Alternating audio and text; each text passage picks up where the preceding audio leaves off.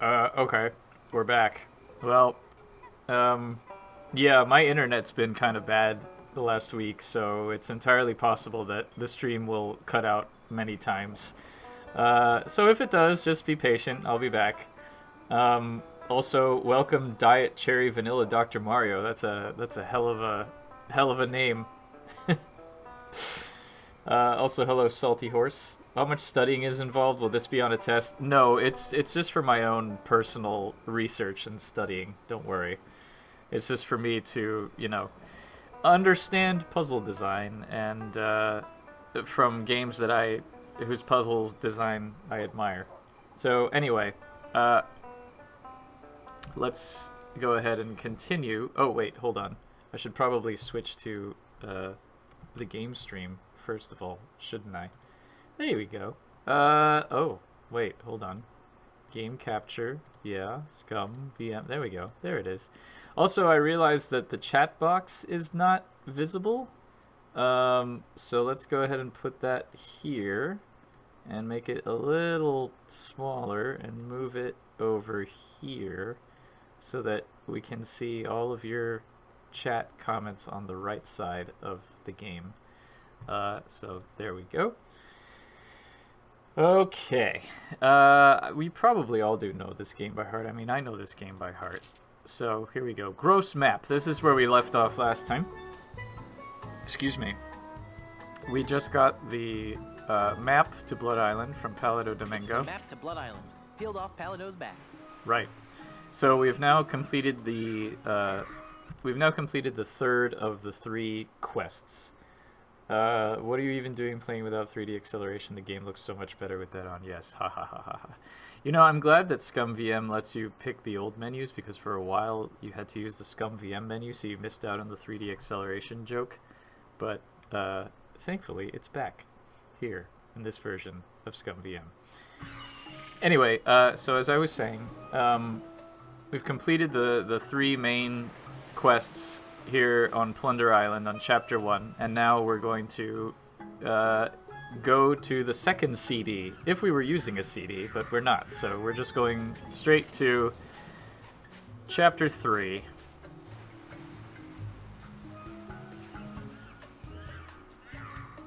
And there goes the ship. Goodbye, ship.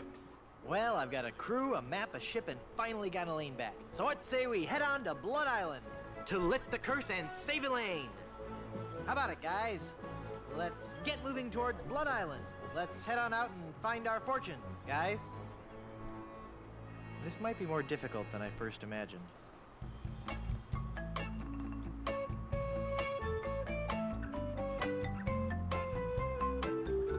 Ah, the sea. Aye, the sea. Makes you glad to be alive.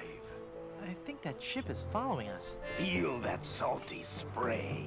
The sunlight sparkling off the bay. What a glorious seafaring day. It's a pirate ship. We've got to outrun her. All right, men. Are you with me? Hey, look, guys.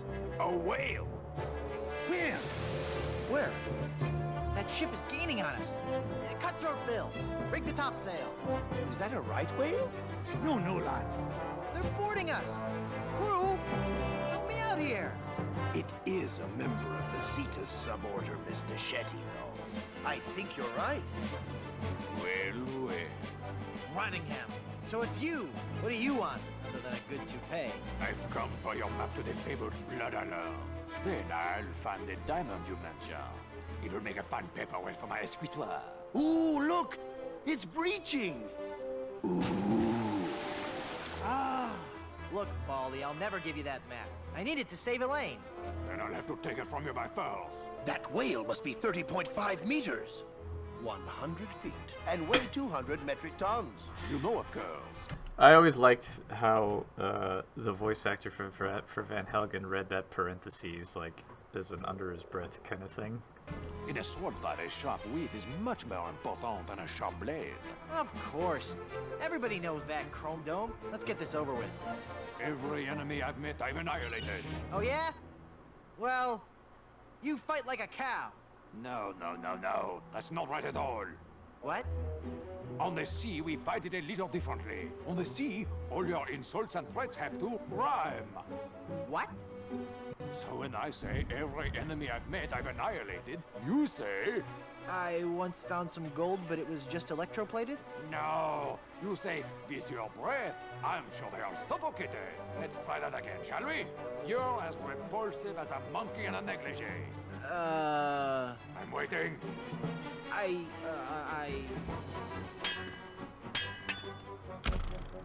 Just as I thought. You're an amateur with a sword. Give me that map. Here. Take it. That's your map? Yeah. As soon as I'm through pirating these waters, it's off to Blood Alone. Until we meet Blood again, Alone. Monsieur Tweefood. I've got to get that map back or we'll never find Blood Island. Thanks, guys. You were a world of help back there. So here we've got the pirate song, the infamous pirate song, which is more comedy than anything else. It's not really a puzzle. I mean, you literally just have to run out the options. Come on, men. We've got to recover that map. That pirate will be done for when he falls into our trap. We're a club attuned for rovers. We can sing in every clef. We can even hit the high notes. It's just too bad we're tone deaf. A pirate I was meant to be, trim the sails and roam the sea.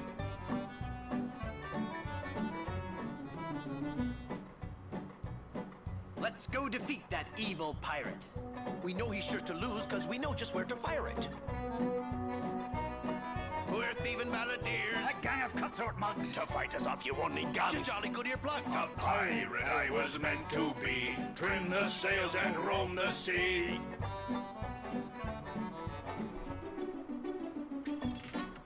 All right, crew. Let's get to work. Our vocation's a thing we love, a thing we'd never shirk.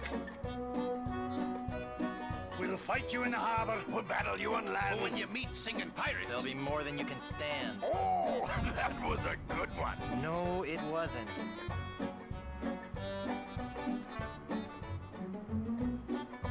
Stop, stop, stop!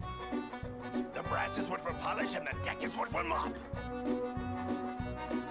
You say you're nasty pirate, scheming, thieving, bad bushwhackers. From what I've seen, I tell you, you're not pirates, you're just slackers. A pirate I was meant to be, trim the sails and roam the sea.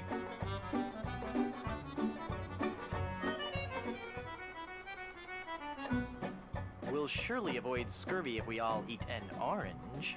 And, Well, door hinge? No. Guess the song's over then. guess so. Okay, back to work.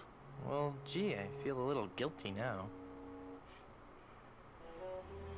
Captain, Yes, Mr. McMutton. we were wondering, just what kind of captain you are. What do you mean, Haggis?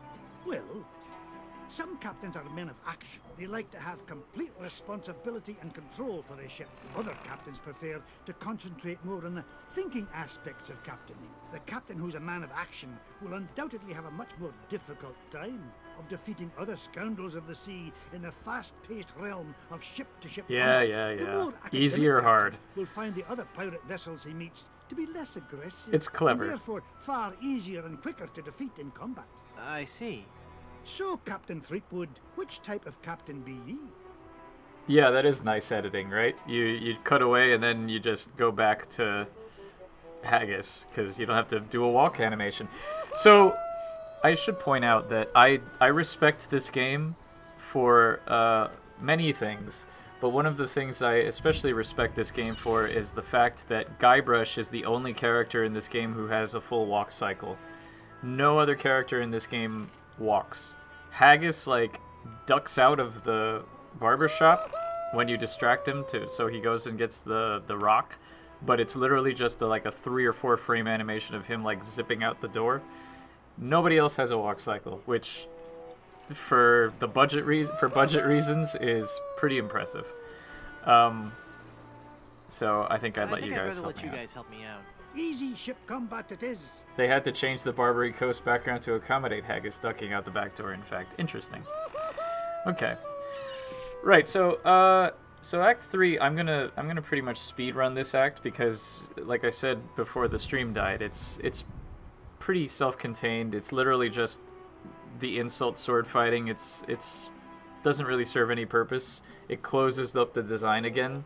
So it's basically just taking the same mechanic from Secret of Monkey Island and appropriating it with the rhymes and the canon upgrades, which is, you know, it's fun, but it's not exactly, you know. Linux Sauna, hello. Studying, could this mean? One can hope. I mean, I'm analyzing puzzle design to help me with my next project, which I've already started designing, so yes, maybe, if that's what you mean. What else was I gonna say? Oh, yeah. I really like how there's like, in the sound design, you kind of hear an occasional thunder, like distant thunder bolt, thunder rumble. There it is.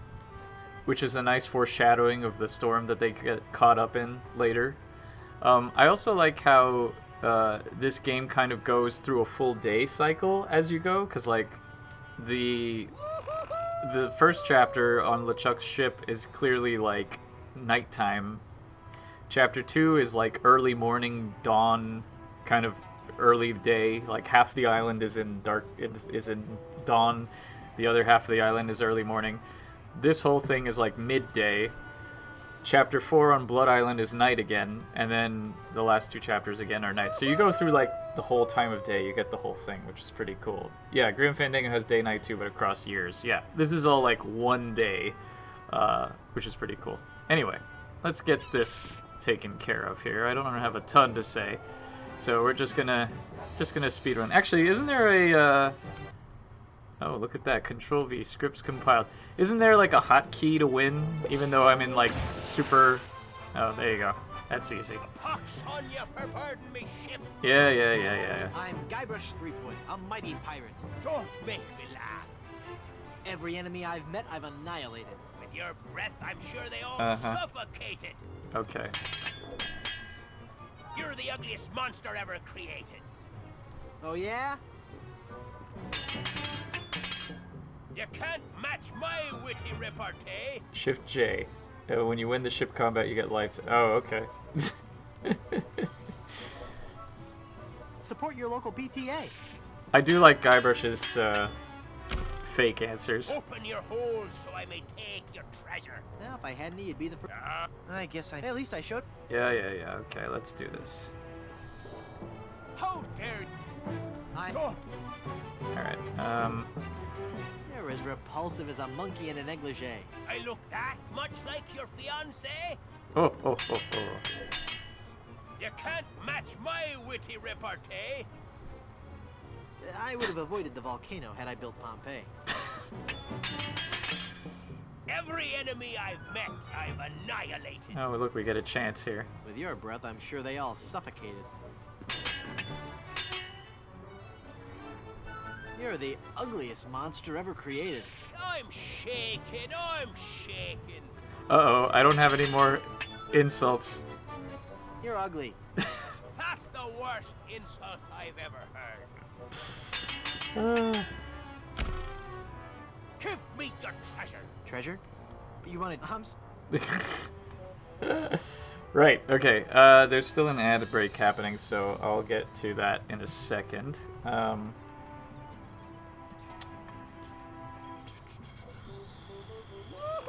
Ad's over. Okay, hello. Little Miss Murder, hello. Welcome. A whole stream full of people also showing their age. Yes. Would you consider this to be a mini-game? So edit this back in. I think, for whatever reason, switching between windows kills the internet. I don't know why. Boarding a pirate ship can be hazardous to your life. Alright, let's just get through Guybrush this. Threepwood, a mighty pirate. Don't make me laugh. I can't remember You what can't match my witty repartee. I could if you would use some breath spray. Every enemy I've met, I've annihilated. Okay. With your breath, I'm... Right. You're the ugliest monster. You're as repulsive. Oh, look, I beat him. Give me your treasure. Take it. It was cluttering up me hold anyway. We're loaded with booty. Yay! Alright, let's go get some cannons. Well, well, well. When you cheat others, you're really cheating yourself. Boy, do I know that now. Golly, I'll never cheat on anyone ever again.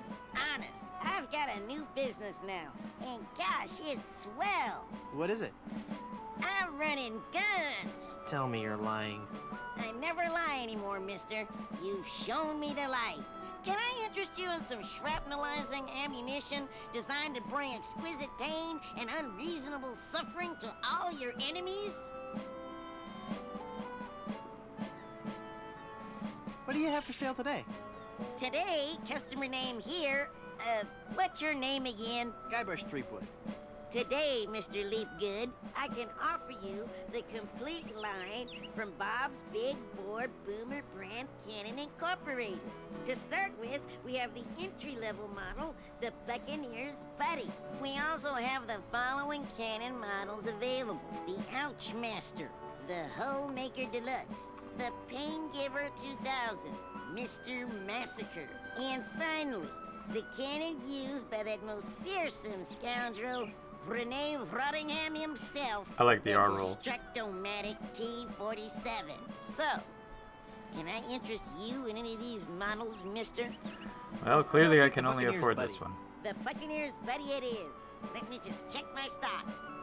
Yep, we got him. You will not be disappointed, my friend. Now, will that be doubloons, jewels, captured maidens? My ship's hull's full of booty. Well, the amount in your treasure hold is not enough for this model. Would you take my old cannons as a trade-in? Well, I don't know. They are pretty banged up. Hang on while I check the blue book on them. Okay. I'll have my mom install your new cannon pronto. While she's at it, I'll also have her pick up the appropriate amount from your hold and pick up your trade-in. Mom!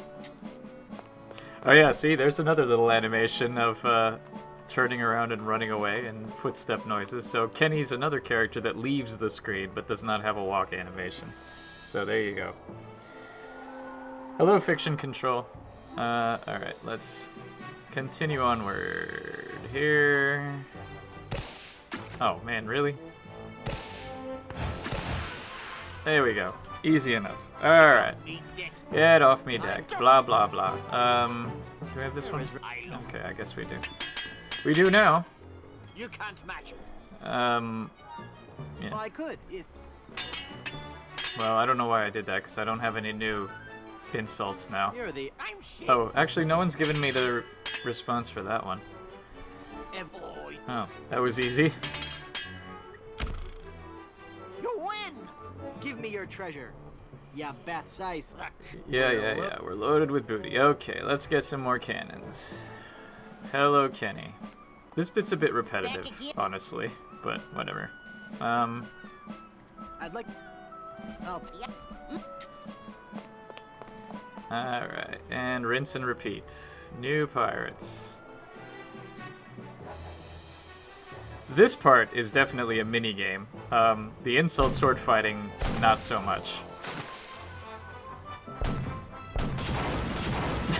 I like how you only have to hit him once. I'm... Alright, yes. You're the... Okay. I think that's the one we needed. Throughout the Caribbean, Okay. my great deeds are celebrated. And now we're getting new insults. My once favorite hat is now dilapidated. Killing you would be justifiable homicide. I sent a letter to the King of Portugal, who never replied. Okay, Ha! I've beaten you. so now we have two new insults to try against this guy. Actually, it's weird to try the... Oh wait, no, we don't want Captain Rottingham. No. Sorry. Never mind.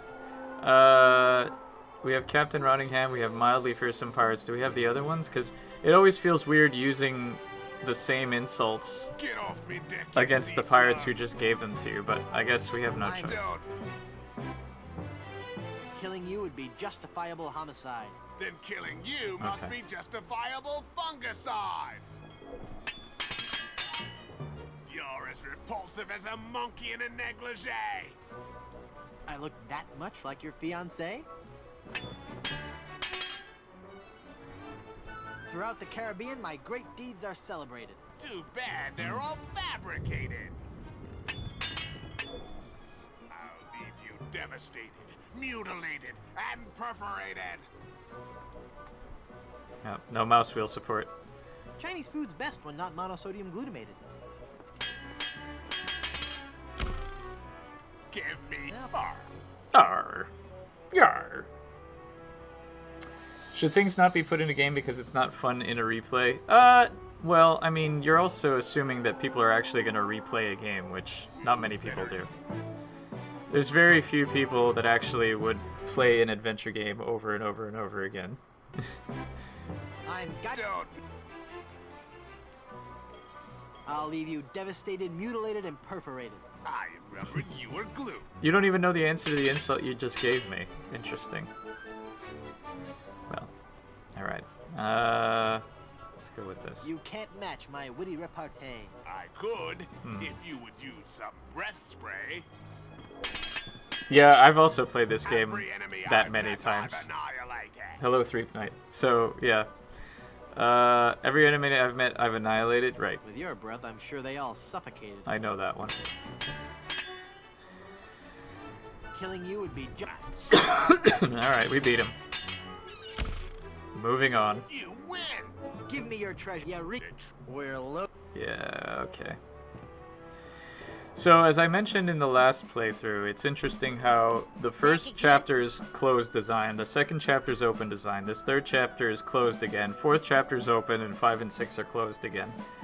I'll take what? Which is interesting pace change, but as I mentioned, this bit can get a little repetitive. But, you know, it feels authentically piratey, so there's at least that. And, you know, allegedly they wanted to have ship combat in secret and ran out of money. Give me your treasure. Alright, I don't have any new insults that I don't have. Oh wait, yes I do. I'll leave you devastated, mutilated, and perforated. Your odor alone there we makes go. me aggravated, agitated, and infuriated. Raptor is scared. Hello. I'll I had no have you idea you night have and a day. Twitch. Of course I have to follow. Well, thank you. Wasn't there a way to skip the ship minigame? I think so.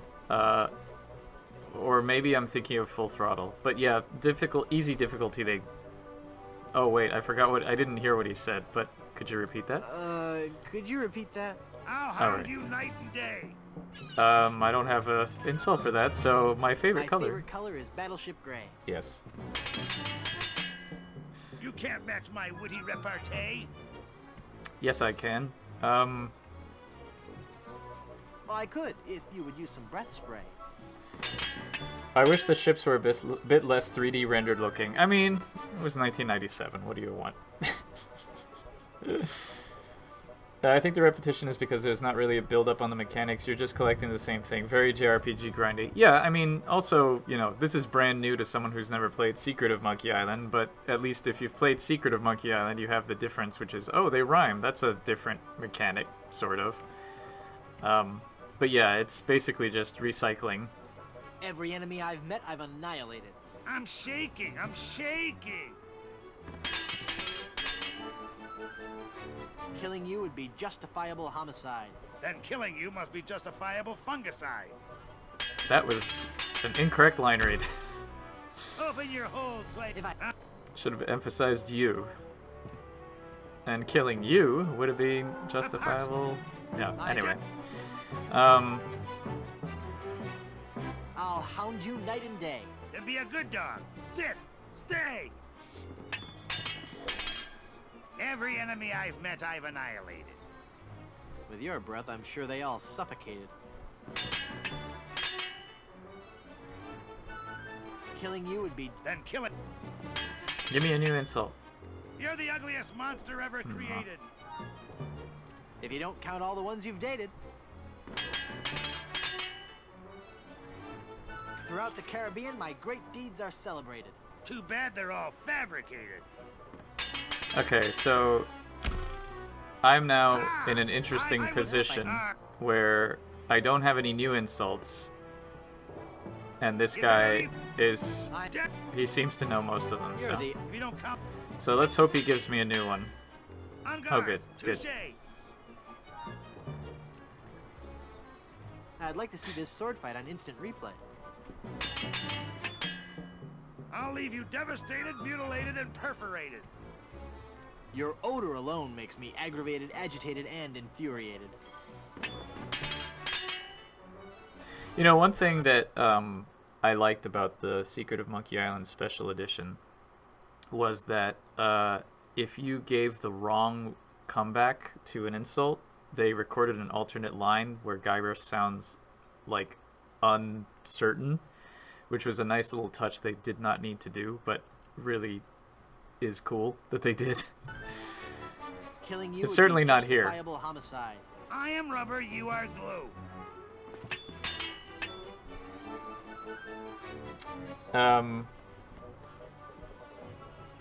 One difference from Monkey Island 1 is that in Monkey Island 1, any new comebacks you learn were added to your repertoire immediately, but in Curse of Monkey Island, they only get added in the next fight. Yes, that's right. It does make it a little bit grindy. You're as repulsive as a monkey in a negligee. I am rubber, you are glue.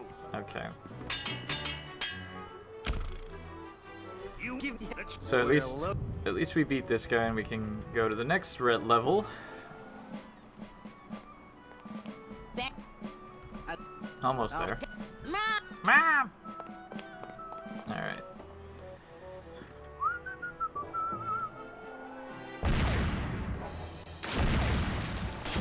Boom. Easy. boarding a pirate. Yeah. Come on. Let's see. On guard. Touche. Unga, touche. Oh, that is so cliche. Okay. Heaven preserve me, you look like something that's died. If you're planning on retiring, have money set aside. I have never seen such clumsy swordplay. Okay. We got 2 new insults. Cool. I'll meet you in the foyer. Give me your Treasure. Alright. Stop calling me scam numbers. Captain Rottingham, question mark, fearsome pirates. I don't.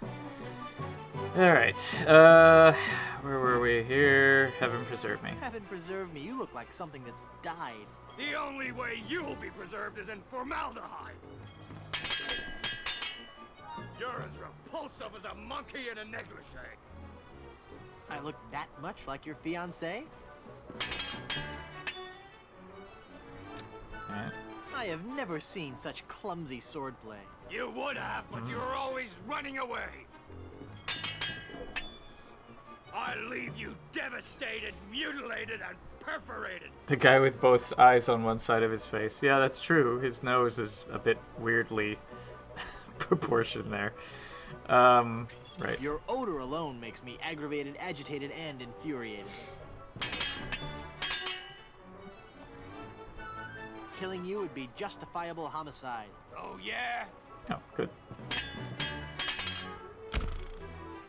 You will? Give me yo what? We're low. Yeah, wax-covered sea slug. Give me another cannon. I'll take what?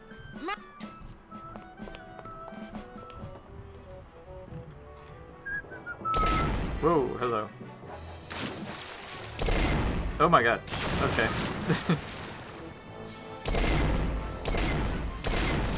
Bam. You better leave now if you value your life. This guy's all nose. I'm don't. Alright. You're the. If you don't, Give me some new insults. every enemy I've met. I've With your. got that one. I'll leave. You're old. Killing you. Yeah, yes. Then We're not making much progress here. Unga. Hold that. Well, that was pointless. Give me your Treasure. You wanted humps? Unlike the swords. Ho, ho, ho, ho, ho. So you're up. Yeah. Don't. Hey, look. I'll skewer Oh. you like a sow at a buffet. New one at least. A dentifrice helps prevent tooth decay. What?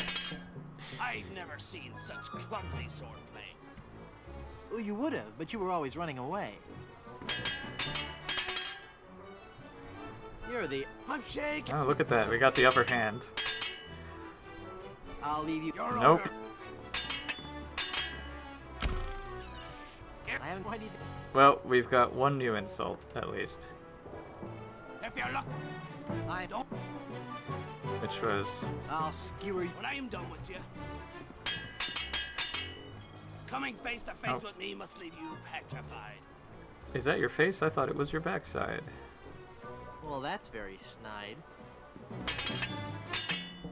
You're the ugliest monster ever. If you don't count all the ones you've dated. Every enemy... I'm shaking. Oh, look at that. You're as rep... Oh yeah. Look at that, we beat him. How nice. You win. Give me your... Yeah, I didn't. It's got the what? Oni. So now we can take on Rottingham, but we have one insult that we don't have the answer for, so we're gonna have to go back and see if we can get it from the Back pirate. again? I'll... What? You flatter. Mom! Oh. We have joined an elite Class O pirates. Let's go get this guy. You... Yes. I'm... Don't. Coming face to face. Coming face to face... Is that Okay, your fa- good. You're the ugliest. If you don't... You're as... I looked that. Hmm. I'll ha-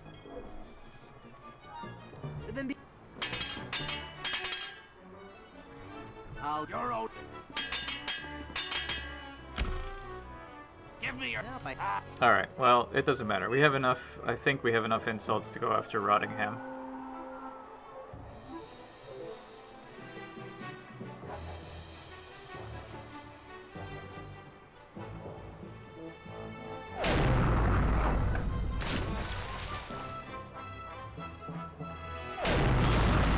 There we go. Here for another whipping? Ah, Oh, are you gonna get it? Your lips look like they belong on the catch of the day. alright. When I'm done with you, you'll be a boneless fillet.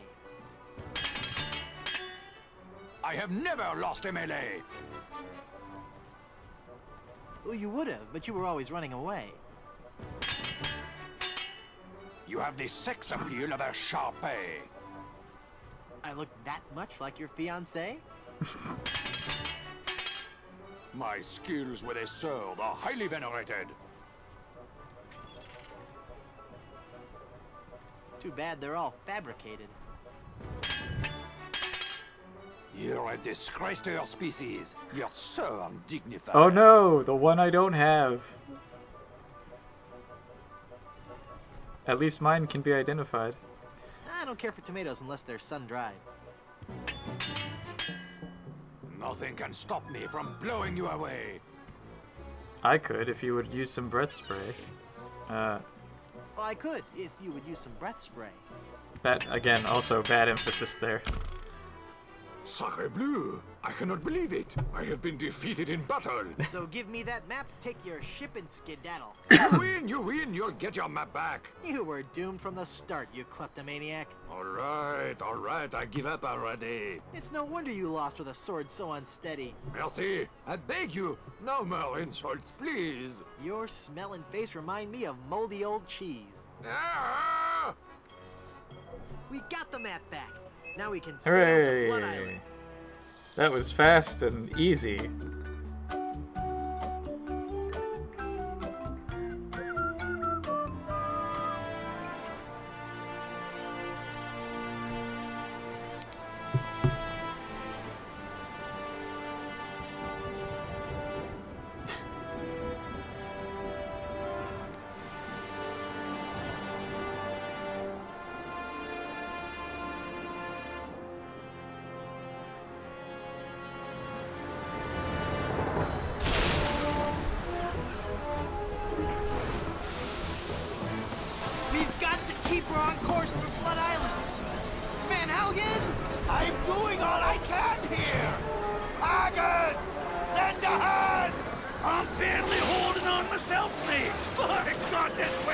She's the devil's own!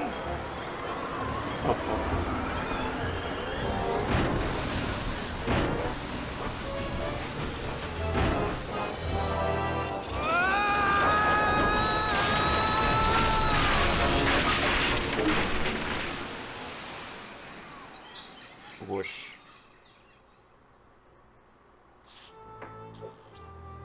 Whew.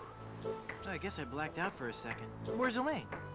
She flew a wee bit into the woods when we crashed. Then let's get going. We'll find her, then scour the island for the uncursed diamond ring that'll transform her back to normal. I don't be thinking we will, lad. What do you mean? I mean, what do you mean, Haggis? This be a mutiny, Captain. We're leaving you. Did I mention that I'm offering my crew a very attractive pension plan? You did. And the stock options. But we're still leaving. But why, Haggis? Why? Well, I admit being your pirate crew's been a real pleasure. A real pleasure. But we've grown restless. We can hear the voice of the siren calling to us, and she says she'd be wanting us to do her hair. You're going back to being barbers? Aye. We'll be sailing back to Plunder Island just as soon as we can fix the ship. Good luck, Captain Driftwood. It were a pleasure to be looting with you. I guess I'm on my own again. I guess so. Nice advertising there, Summer. What was I going to say? Oh, right. Okay, so here we are on Blood Island. This is now Chapter 4. This is where I'm going to start analyzing again. And this is interesting because while I have played this game many times, I don't really remember as much detail from this part as I do from Chapter 2. But I'm going to try my best to remember here. So we're back into the open world design here, where we have the entire island at our disposal. This screen right here serves two purposes, which is we need to get this hand lotion, and we can take this bottle, which is easy to take. It's literally just pick up the bottle of shaving cream. It's a bottle of Captain Nick's shaving soap with a cork in it. It must have fallen from the barber's supplies when the ship wrecked. Right, easy enough. We just pick up this bottle, easy enough. Now let's take stock of our inventory. What do we still have left over from Chapter 1? Quite a bit. We have the balloons, we have all of this. What do we use in this chapter? I like that we still have the pie pan. We don't have the biscuit cutters anymore. So I forgot before, but I looked up a walkthrough and I remember that we have to use the paste on the skeleton arm. And if we give it to Murray, he's like, "What have you done to my arm, you sick freak?" Which is pretty funny. Blood Island has my favorite art style. It definitely has my favorite color palette, which is orange and blue. So we have a lot of stuff left over from Chapter 1. Weirdly enough, we still have the magic wand, which, as I recall, has no more use in the game. So the pirate literature, the magic wand, and I believe the balloon are red herring items that we no longer need. Okay. So let's figure this out. Let me think backwards here. So our main goal here is to restore Elaine as it has been. Orange and blue, I didn't know you did color timing for movies. Well, I mean, yeah, it's kind of a joke now that most movies use that palette, but there's a reason. I mean, it's complementary colors, it's attractive. It's the main reason. All right. So, Blood Island, we have the shipwreck, we have here where Elaine is, we have this beach, we have the lighthouse, we have the Good Soup Hotel, we have the cemetery, we have the windmill, we have the Strange Lights Cannibal Village, and of course we have Skull Island, which is over here. So I guess we can come over to Elaine first, because that's our main goal. Elaine looks like she's all right. Hang on, honey. I'm going to get you out of this mess. Interesting way of writing that. Right, so I guess we have three main goals, which is take the cursed diamond ring off and get the two bits of the actual cursed diamond ring. One is get the diamond, the other is get the band. So, so let's see here. So in order to get the hand lotion, to take the ring off, we have to trade it for, Haggis tells us we need to trade it for something that they've run out of tar, and that they need something to patch up the ship. And to do that, we need to get the melted cheese. And in order to get the melted cheese, we need to get to the volcano. So the first thing we need to do is get the actual cheese, which we get from the Good Soup Hotel, which we need a chisel to get the cheese from, and we get the chisel in the cemetery. And then we need to get the block of tofu and the auger to make the mask at the village. And then we get led inside and we use the cheese on the volcano to make the volcano erupt.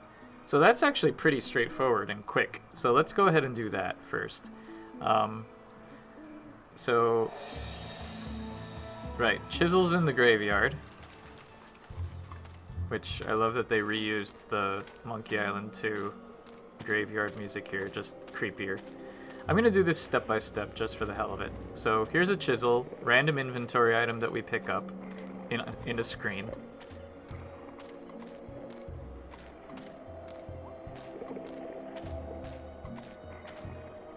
Alright.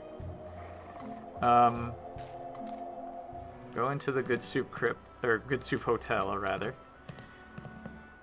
Open the back door, or open this door. Here's the cheese. Get the chisel with wheel of cheese.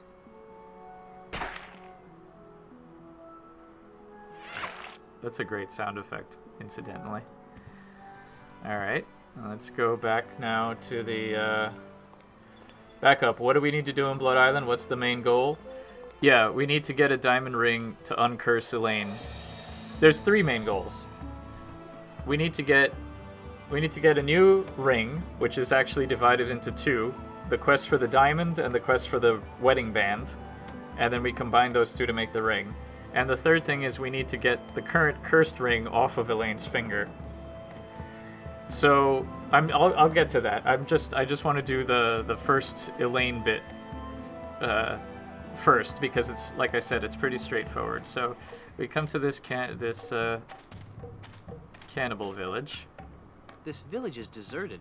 How curious. Alright, we get the block of tofu.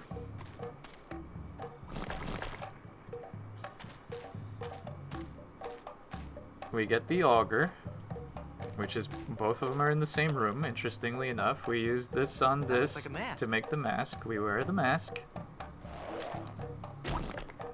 Ick. Ick. I love the head. I love that they put like the Bob when he walks. And look, there's the LucasArts logo. Haha. Hilarious.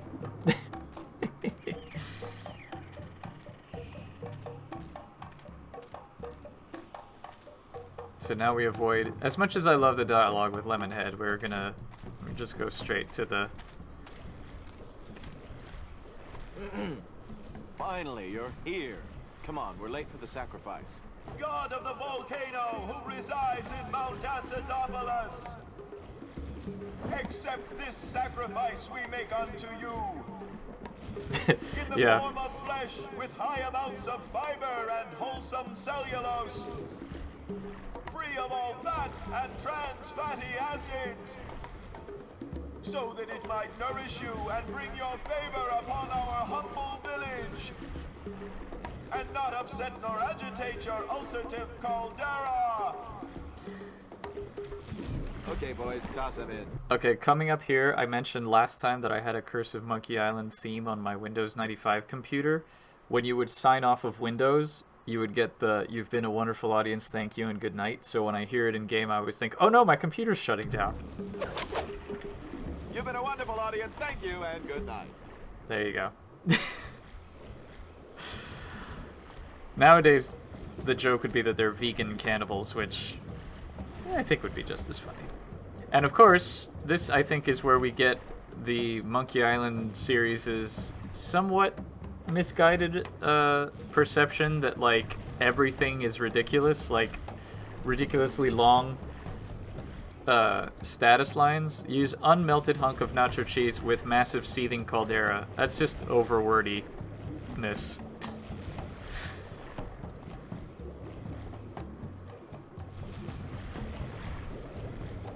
You fool! You've given cheese to a lactose He intolerant just burnt it. volcano god. Do you know what that means? You brought about the coming of the divine dysentery. Run for your lives!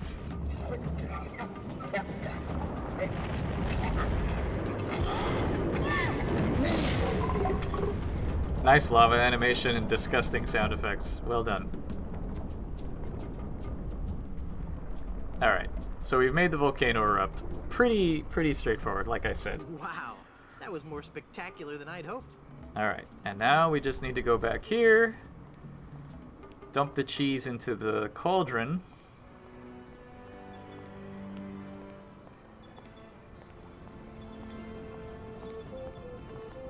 I love this location too. Just the general vibe and the art style of it is really cool.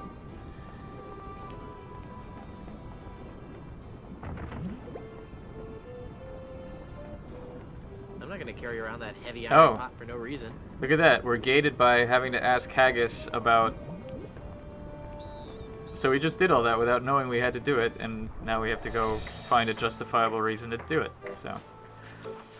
You'd best believe in that. That there hand lotion be for the rough, dry skin that can often accompany ship repair. Haggis? Aye, Hi, that's a big bottle of lotion you have there.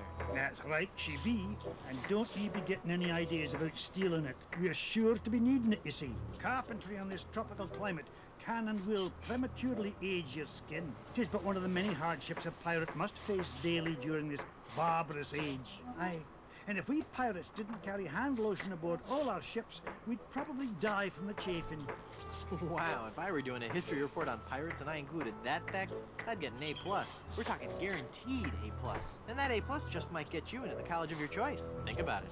I forgot about that. That's funny. There's no way that I can have even a drop of lotion? Well, maybe we could make a deal. You see, we need to be repairing the ship. She's leaky as a colander. And for some unknown reason, the ship supplies of tar have been depleted. Oh, you can... Previous Oh, crew interesting. set I'll try that. sail without any tar aboard eludes me. But the fact is, unless we get us some tar or something like it, we're doomed to this island for good. Aye, I'd give you the whole bloomin' bottle of lotion if you could find me something to patch the ship, so we can be on our way home. Okay. I'll let you get back to work. So now that we know we need what we already have, we can actually take it back to Haggis.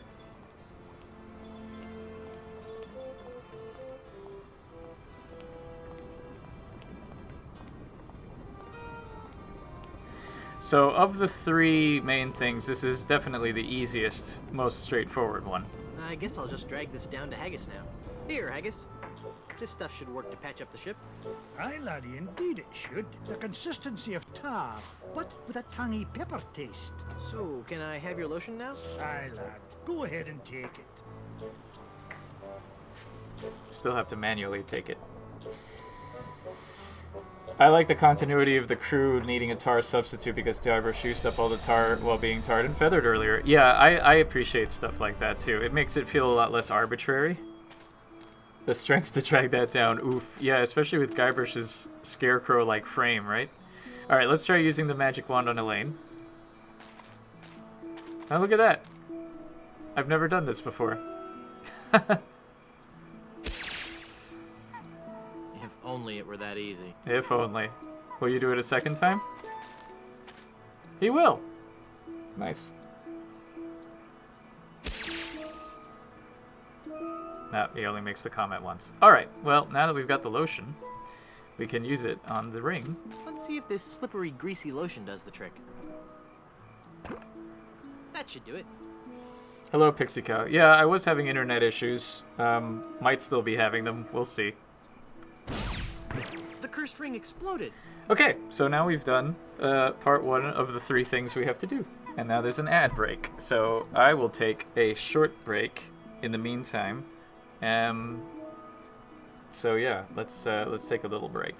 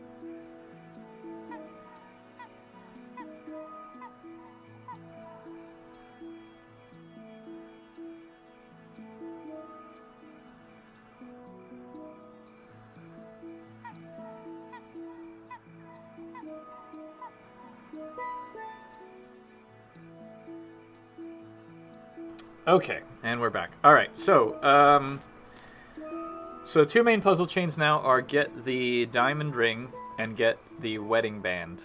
And as far as I can think of right now, I think one of our biggest gates is the fact that Griswold Good Soup is hungover. So we need to do the hangover cure. But let me just think about this, what our sequence is here. So the diamond is at King Andre's hideout on Skull Island. So we need to get to Skull Island. That is our next goal.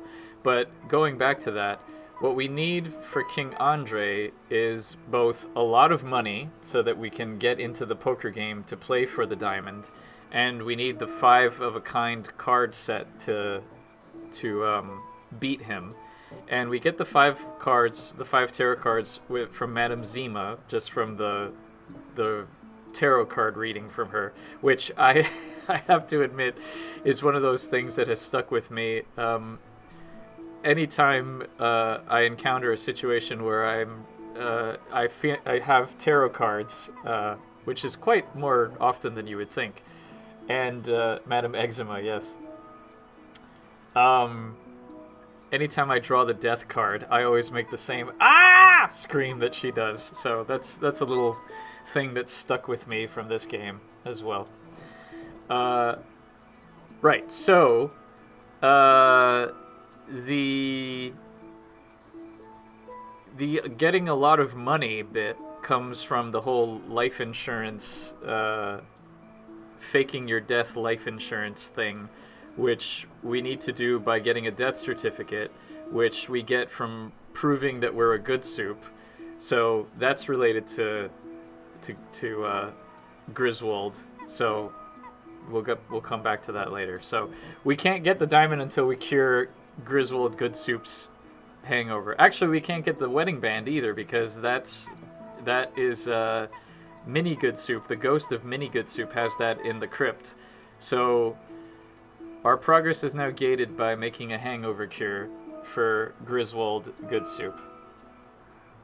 How does Guybrush know or find out where the parts are? Do we need to talk to someone first, or can you solve the puzzles without talking? Well, if by that you mean do we need to have the conversation in order to set a flag, we just saw that we had to with Haggis for the pepper, or not the pepper. I'm thinking of when he said peppery taste. For the cheese, for the lotion. But we'll see. We'll find out. In the meantime, let's just go ahead and do the standard exploration thing, which. So as I mentioned in my first chapter, I was going and seeing. So this screen here, we've now exhausted everything we need to do here. We got the hand lotion and we got the bottle. We don't need to talk to them anymore, so we no longer need to come here. The clearing, obviously, we still need to come here because this is obviously the end goal. We need to come here for Elaine. The beach. So the beach has this egg, which we can't get right now because, one, we don't really have any reason to get it that we know of, but we see that there's an egg in the nest, and we also see that there's this sign here, whatever. The lighthouse. Boy, it's windy up here. We basically just need to fix the lighthouse. The hotel we've already been to. The cemetery we've already been to. Here we have this windmill, and we have this nice pepper we can take just for the hell of it because it's there. This might have been mentioned, hello Snowy Pea, but did you know that there's a crazy glitch that allows you to warp all the way from the crypt on Blood Island from near the start of the game by using the skeleton arm during the scene that plays with Mort when you use the pin on the voodoo doll? Yes. We did mention that, and yes, as ATM Ashin says, we don't know if it's possible to do that originally because it involves CD swapping. So it might be a glitch that was introduced in Scum VM for all we know. But if someone still has the CD version and can play off of the CDs, please let us know. Alright, so we've got a pepper now. We do still need to come here. We don't need to go to the village ever again, because we got everything we needed from here. So there's another location that's now unnecessary. So now let's go explore here. And we find out here that the bartender is terribly hungover and can't help us until we fix his cure, or fix his condition. I'm Guybrush Threepwood, and I'm... Stop yelling. I wasn't yelling, I was just... Ah, I've got a terrible hangover. Find something to clear my head and I can talk to you. And keep it down. So this is pretty straightforward. He's telling us he needs a hangover cure. Okay, great. And then we have a recipe book. Pirate Potables. Okay, let's take this recipe book. And then we have a nice little Rum Rogers Rum Surprise. Nice little callback to Monkey Island 2. Alright. Yellowbeard. I find the joke, I don't know why it's funny, but the joke that all of these cocktails need cilantro is just amusing to me. Yellowbeard's Baby, also from Monkey Island 2. Also from Monkey Island 2. Also from Monkey Island 2. Phlegm and Tonic, also from Monkey Island 2. The Bloated Tick, this one is new. Swamp Zombie, all of them have cilantro. Dash of Snot, gross. And then, of course, we have Pirate Hangover Cure. 1 egg, 1 pepper, hair of the dog that bit you. Okay. So now... Yeah. Do not mix with alcohol. Extreme drowsiness. Blondebeard's top secret biscuit recipe. Also cilantro. Also, I like this little reference to a very obscure piece of like 90s pop culture, which is, what was the cookie recipe? There was like some department store or something that had cookies, that there was an urban legend where somebody distributed the copies or something. If anyone remembers, let me know. What should happen when locations are dead? Should they be left open or closed? I feel like it depends on how many locations you have. Like, the locations are pretty self-contained in this game. Like, there's not an overwhelming number of them. If there's like a lot, I think you should start closing them off. This page intentionally left blank. Otherwise, it's fine to leave them open, I think. Yeah. Yeah, don't worry about missed items. I was doing that on purpose. I'm doing this just so I am figuring this out by sequence. Okay, so our main goal right now, before we can really proceed in any significant fashion, is to cure the hangover, for which we need the egg, the pepper, and hair of the dog that bit you. So, we already have the pepper. Easy. Here's a wild pepper for your hangover remedy. Thanks. So we need an egg, and we need the hair of the dog that bit you. So we know that there's a dog in the cemetery, and of course we have the biscuit that we can feed the dog, so that's easy enough. And then the egg we have to get from this cushion and hammer, which we also have in the cemetery, conveniently on the same screen as the dog.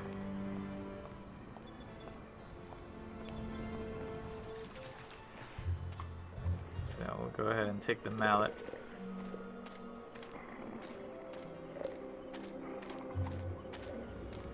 Blind Pew, nice Treasure Island reference there.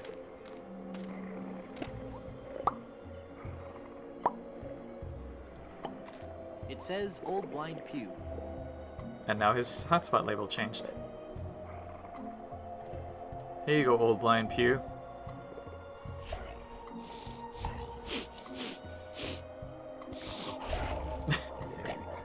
Ow! He bit me! Okay, fella, this won't hurt a bit. Hey, I guess it didn't hurt a bit. He must be shedding. Alright. So now we've got everything we need for the hangover cure. That was...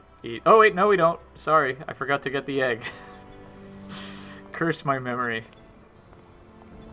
Or lack of it. Alright, so... we got rocks.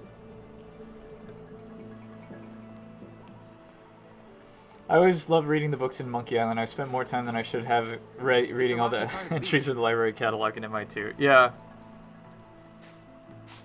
I think I did the same.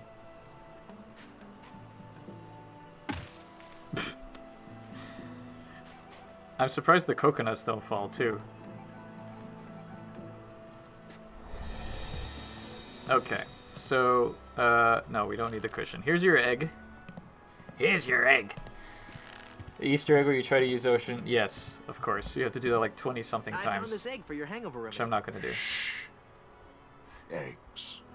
Alright, and here's some smelly dog This hair. is some of the hair of the dog that bit me.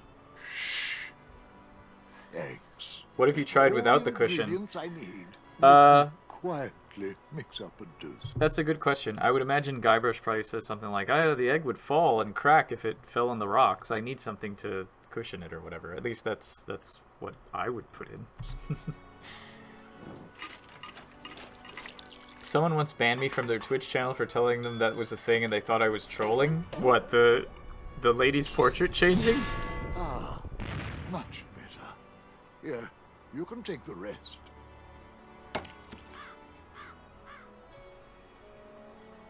Alright, What so do you know about the lost ring of Blood Island? Oh, that's a very sad chapter in my family's history. My great-aunt Minnie Sterney Goodsoup was a well-to-do member of Blood Island society. Her one weakness was her romantic nature. She had a thing for pirates. One in particular. He came into port, she fell instantly in love, and they were engaged within the week. Oh, Then, clicking on the ocean. On the eve Really? of their Yeah. wedding, he stole the fantastic Goodsoup diamond from her ring and sold it to smugglers on Skull Island. Okay. She wore the empty engagement band on her finger until the day she died, which was not long after. Some say she still haunts the Goodsoup family tomb. It is a sad story, is it not? Oh, I'm sorry, I wasn't listening. Could you repeat that? Get lost, Chowderhead. Does Tell he? me that whole ring story again. My dead Oh. great-aunt's fiancé stole the diamond and sold it to smugglers on Skull Island.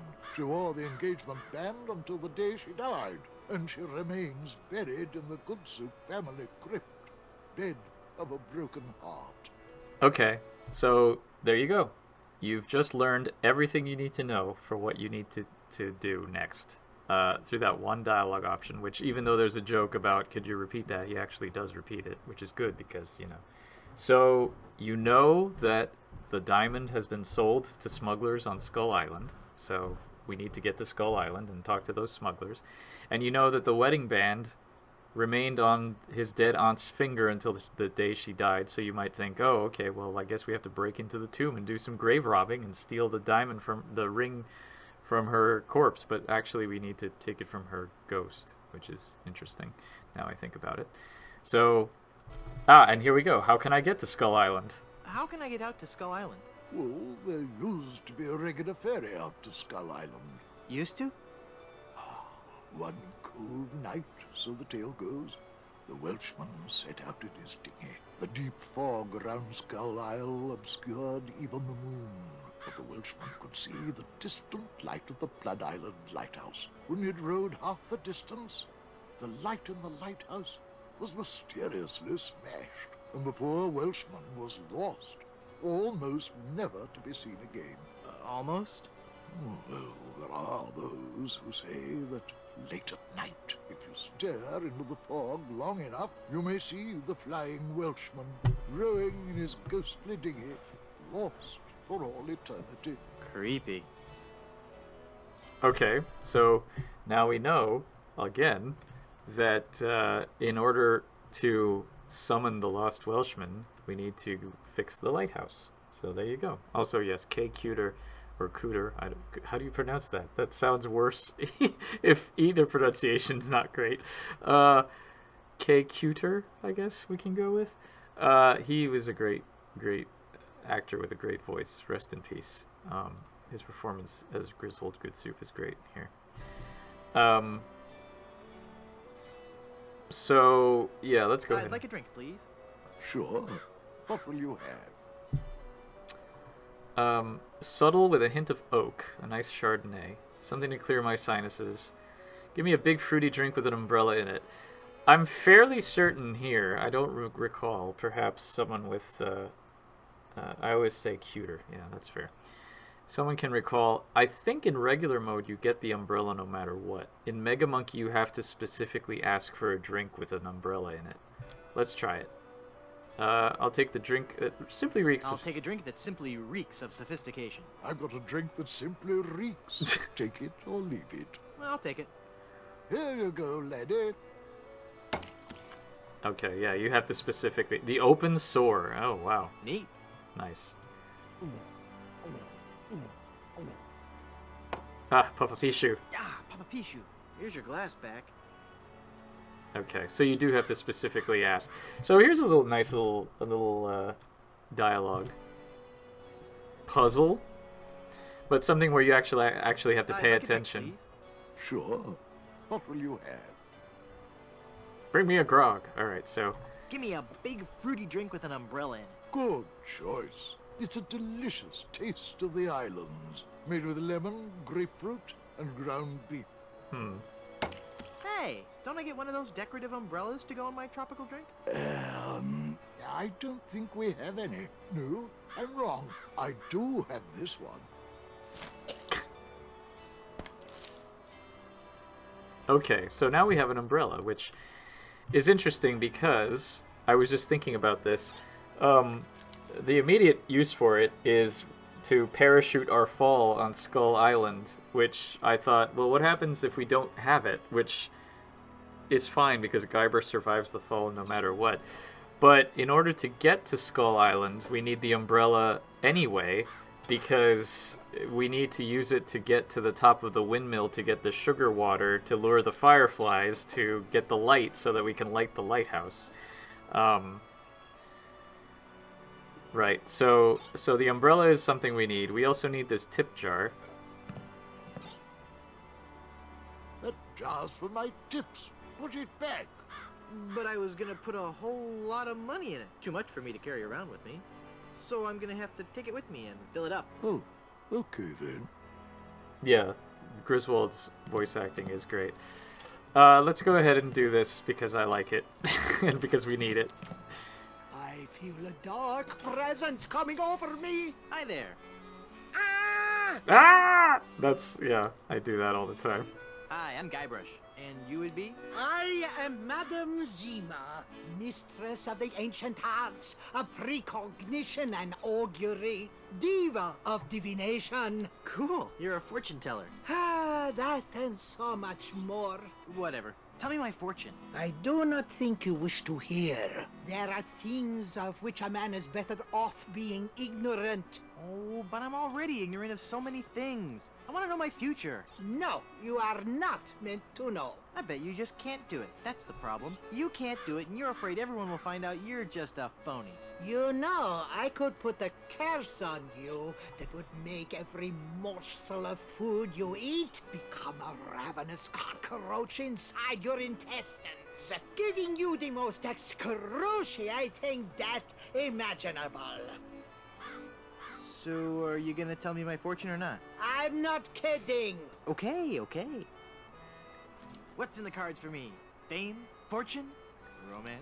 Ah, very well. We will consult the cards. The process of reading the tarot is a very complex one. Each draw of the cards foretells an upcoming event in your life. When assembled, they will tell the story of your future. A future filled with twists and... Ah! What is it? Is that a good... It is death. Well, in the tarot, death just means change, right? I mean, it's nothing to get worried about, right? Sure, whatever you say. Now, please go. So I believe in regular mode she just draws all 5 cards. Here we have to extend it and do it manually every single time.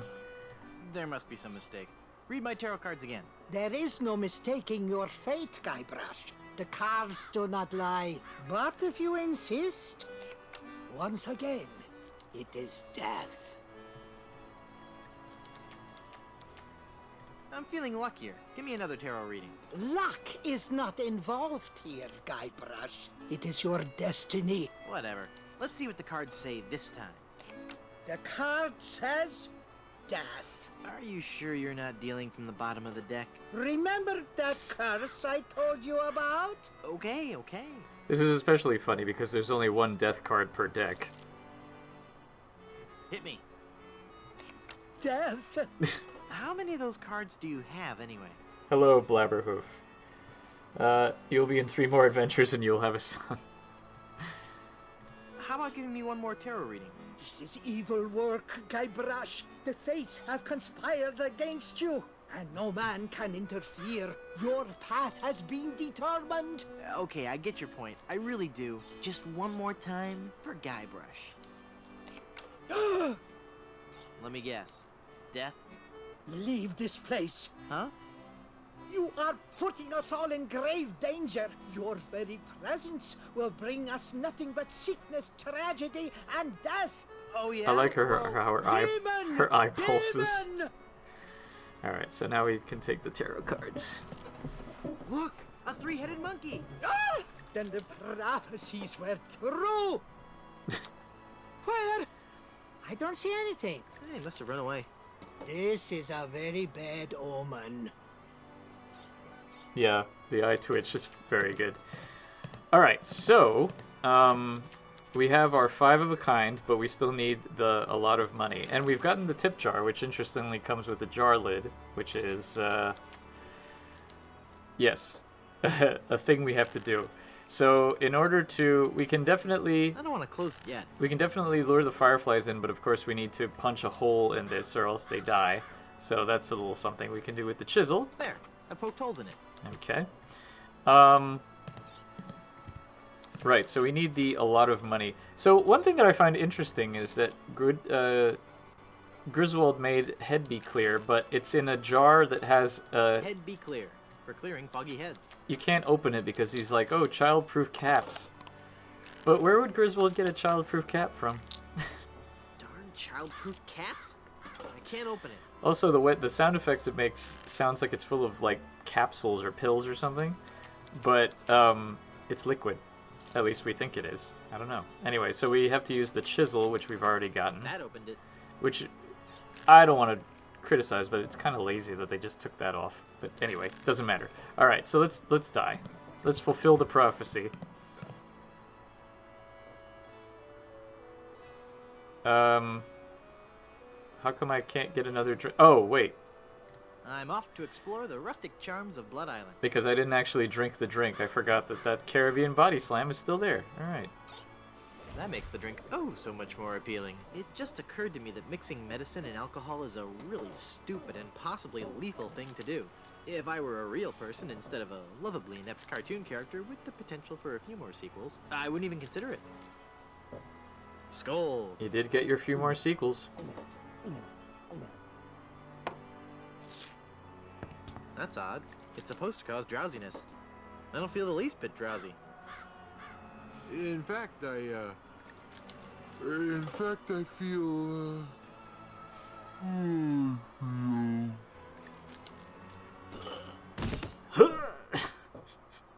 Nice. So then the Undertaker says, I wanted to be a pallbearer, but I couldn't stop coughing. You crack me up, Mort. So what's with the new guy? Oh, he's been like that for an hour now. Passed out cold. Get away. That's funny. I'm not really dead.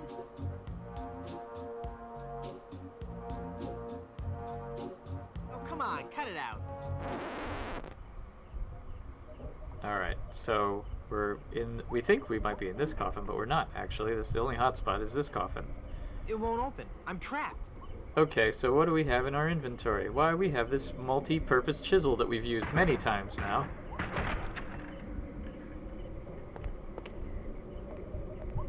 And we can also, let's take, Yikes. Oh no.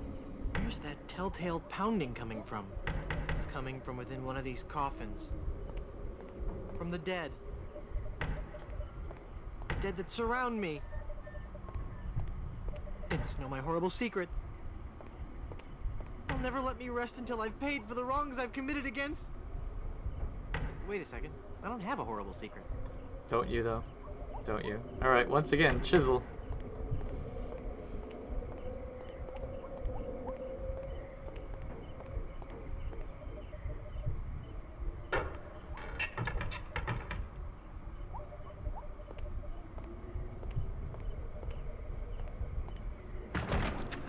Phew, I'm glad to be finally out of that thing, even though it was a spacious, comfortable model with plenty of leg and headroom. Well, hello there. Say, you look familiar. Oh, the stream died again? Oh well. Of course! It's back Guybrush now. Threepwood. You're the one who locked me in there in the first place. Well, you see, I've been meaning to... No, I won't hear of it. That was the best time of my life. Gave me plenty of time to think, you know? To think about the things that really matter. I don't know if you've considered this, son, but live burials are not an altogether uncommon experience here in the Caribbean. I wasn't aware of that. Not to mention pirate raids and deadly sea battles, huge man-eating reptiles, dangerous quicksand pits, trigger-happy duelists, and of course, those pesky undead. Have you ever thought of what would happen I do like how Stan lists all of the dangers that we've already faced. to your loved ones should this gruesome fate befall you? No, but... Well, of course, you have plenty of time to think about it. Or do you? I'm one of the lucky ones. I've been dead. It's given me a whole new perspective on life. A life that I'm going to devote to making sure people's life insurance needs are met. Here, take one of my business cards I've had made up. If you've been locked in that coffin, how are you able to have business cards made? Now's not the time to worry about the technicalities, son. Now's the time to ask yourself, are you covered? Run along now and let me set up my office. We're trapped in here. The door's locked. Nonsense! This is one of Stan's cozy crypts, all equipped with a patented secure lock release mechanism. Just jiggle the handle there.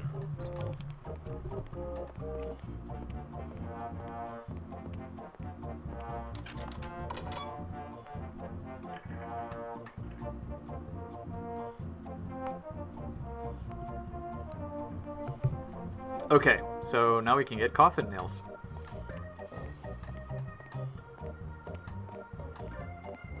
It always confused me why we use the chisel for everything, but have to use the auger to chisel a face out of the tofu. Yeah, I think, I forget what excuse Guybrush gives, but I think it's an auger because it's got a rounded thing, so, like, you can make eye holes easier, whereas the chisel is just too sharp. I can't use the chisel with that. Well, I mean, now it's a mask, so it's a different item altogether. Okay, so, so we've just done this, and we can go back and be like, hey, I thought, I would be buried in your... Yeah. I guess you'll be wondering how I came to be back from the dead. No questions for the dead guy come back to life? No questions like, is there life after death, or is there a heaven? Will there be adequate parking? Enter Stan's office Fine. 35 Be that times, way. and you'll I see the wouldn't tell spider about from the hereafter dig. if you begged me. Devour Maggie Robbins 35 because that's Dante's age in the Inferno. Wow, that's very specific. Alright, so we got nothing in there. We can ask, hi, how come I didn't get buried in your family's crypt? And he's like, well, you need to be a good soup. I guess we have to ask him who he is. I don't believe we've met. Who are you? I am Griswold, last of the good soups and proprietor of this hotel. You may have heard of us and our soup restaurant resort empire that stretches across the Caribbean. Well... This was once our proudest resort, but it lost all its popularity after the regular eruptions of Mount Acidophilus stopped. The volcano is erupted! No! Yes, I know! That's a funny the little good soup empire save. is saved. Well, I'm happy for you. Soon the resort will be flooded with tourists coming to see the volcano, and I can finally put on the show I was working on the last time we had guests. What show is that? Voulez-vous Vichyssoise? A dramatic musical about a talented young Parisian soup chef who is cruelly taken down by the Paris culinary establishment for her revolutionary ideas about soup preparation. I'm sure it'll be a big hit. Isn't that the plot of Ratatouille? I thought if I died, I'd be buried with your aunt. Well, isn't it obvious? You can't be buried in the Good Soup family crypt unless you're a member of the Good Soup family. Member of the family, huh? Uncle Griswold, it's me! Don't you recognize me? Recognize you? I've never seen you before in my life. What is your name? Wonton. Wonton. Wonton? I spent several years in the Orient. I don't recall having any relatives with that name.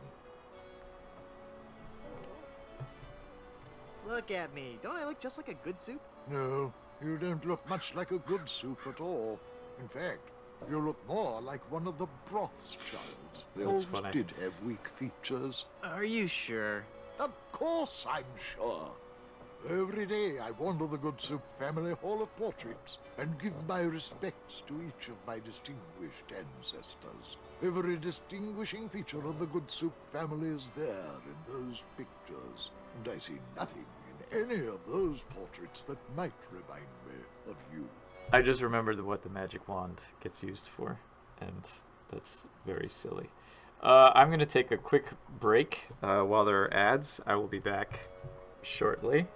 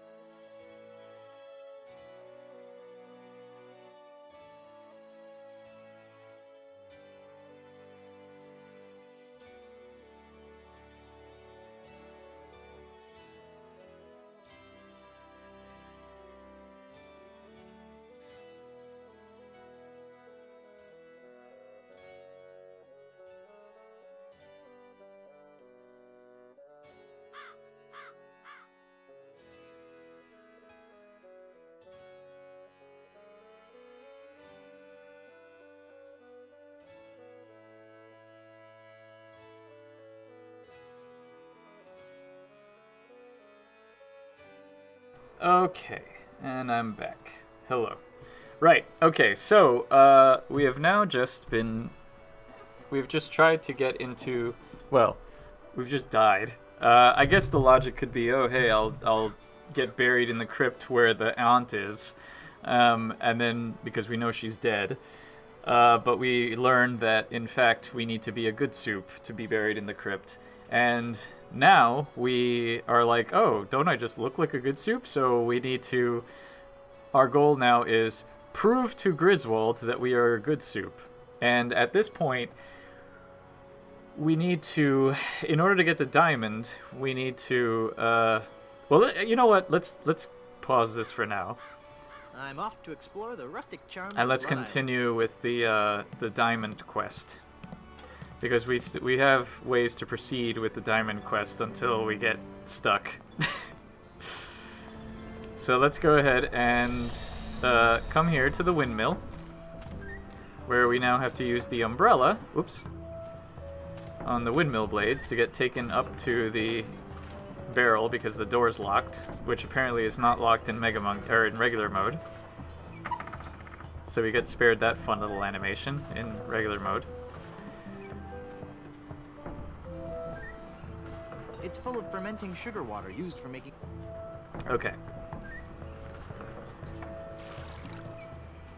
It's full of sugar water now.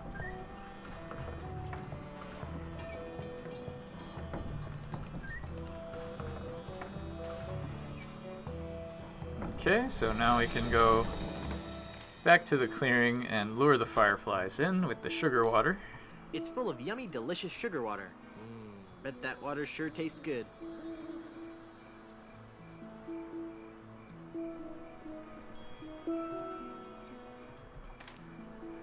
Did you just take my mirror? Nope. You're lying, aren't you? Yes.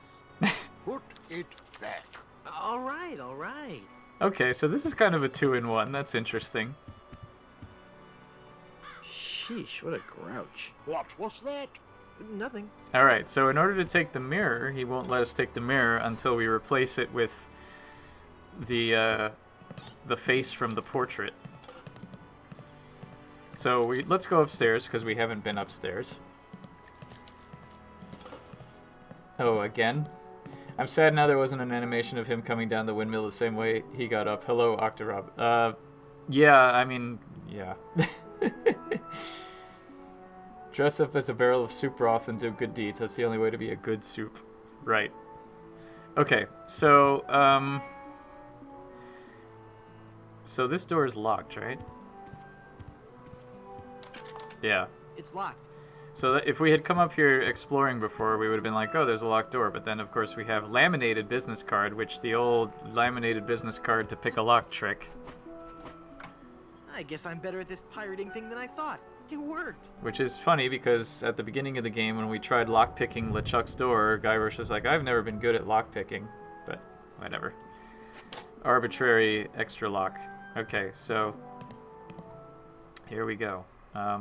Nothing in here, right? It's a really musty smelling wardrobe. It's so musty that I don't want to open it up. Alright, we have... Oh yeah, we need an extra nail because we can pull this bed down. And then there's the book about... The Good Soups. Oh. A Life in Pictures by M.M. Good Soup. So we need that to complete the We're a Good Soup quest. But then we can also hammer this down with the... Because as soon as we step away, it goes away. I'm not sure if that's strong enough to hold it. Oh, I might but need one more nail. One more nail. Whoop. Wait, what happened to the nails? Are they still in there? I guess so. Anyway. So, alright, so if we come in here... I'm like, oh, hey, look, a nail! But can we reach it? I can't pull it in. No. Well, we can pull it out with a hammer. Alright. So, there's a lot more interconnection of in these puzzles than in Chapter 1, which is interesting. Or Chapter 2, sorry. So, okay, we've got the nail now. Let's go ahead and finish what we started here with...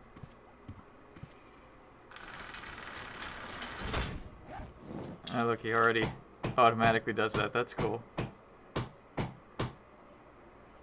I'm not sure if that's strong enough to hold it. I might need... Okay, that's fine.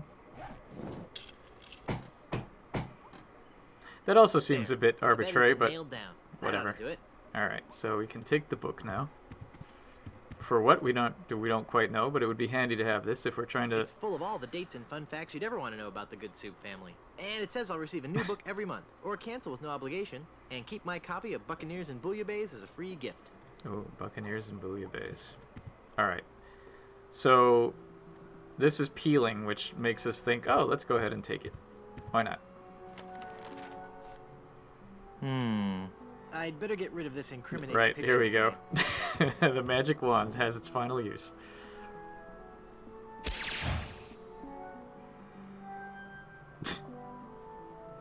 what? Is it still in our inventory? Yes. Yes, it is.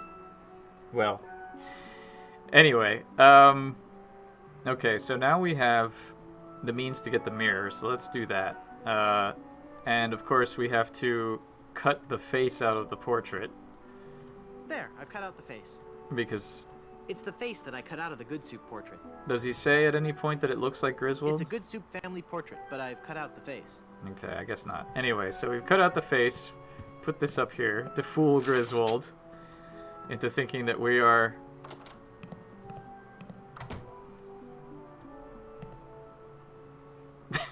Oh, there's nothing like family. No matter what may happen in the topsy-turvy world of the Caribbean resort. He does say it if you look at the portrait before knocking it down. I can Okay. always relax in the knowledge that I come from good, wealthy stock. Wealthy. Breeding. That's what's important. Breeding and culture. Just like Grandfather Lambert. Breeding, culture, and lots of really old money. It makes a man proud. It's funny. I don't remember Grandfather Lambert as looking so common. Oh, weird. It's like his eyes follow me. Pictures like that really creep me out. Okay. So I guess Griswold kind of has the only thing resembling a walk cycle, which is turning around from 3/4 back view to 3/4 front view. But that doesn't really count. All right, so now we've taken care of actually furthering the "you look like a good soup" thing, and then we can also swap this out with the mirror to take the mirror. You just stole that mirror, didn't you? No, I didn't. It's right there, look. I like how he notices right I then, guess you're right. but not Oh, before. dear. I'm starting to look old. From all that drinking. Mind your own business.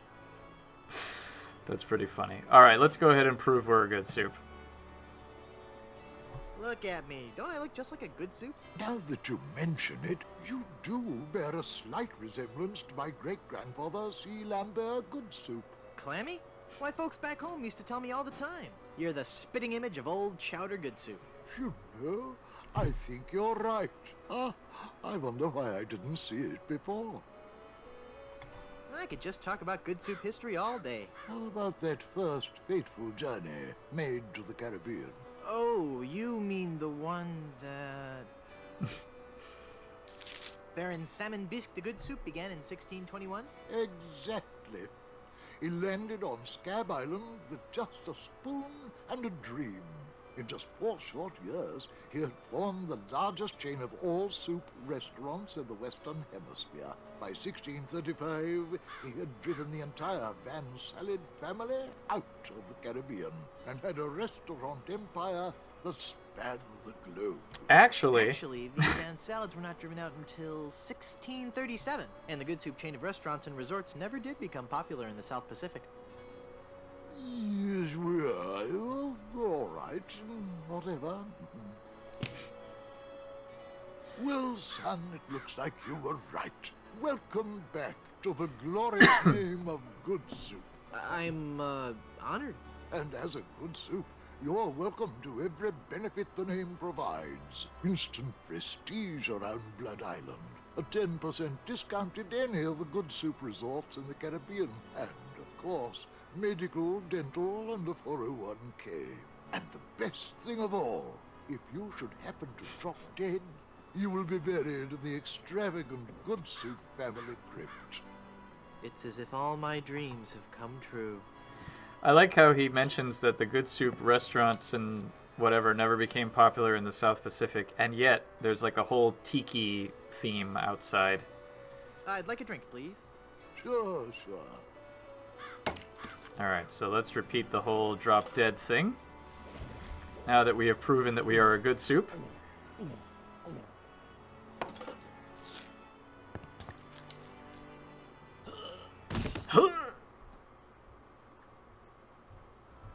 Oh dear.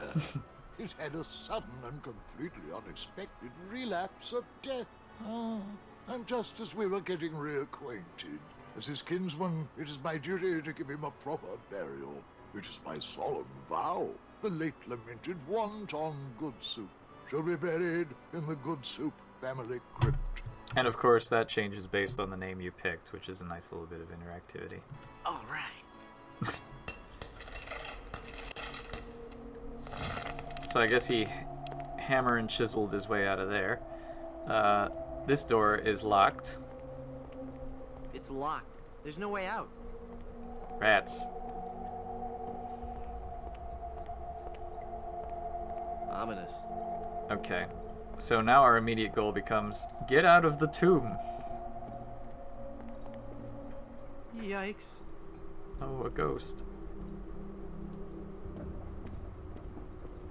Morbid. Nothing like a nice little, what do you call these things? What do you call this, does this have an architect, any architectural experts in the chat? Can you tell me what this, like, stairs leading up to a platform and these sort of border things are called, if they have a special name? Just out of curiosity.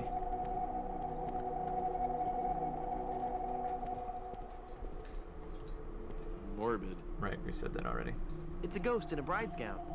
She looks very sad and lonely. The sides are plinths. Yeah, that sounds right. Hello there. Go into the light. If only it were that easy. I'm afraid I can never leave this crypt until I marry. Are you attached? Boy, howdy, yes. What a shame. You sure have pretty eyes. Ah, yes, this is the late, great Mary Kay Bergman.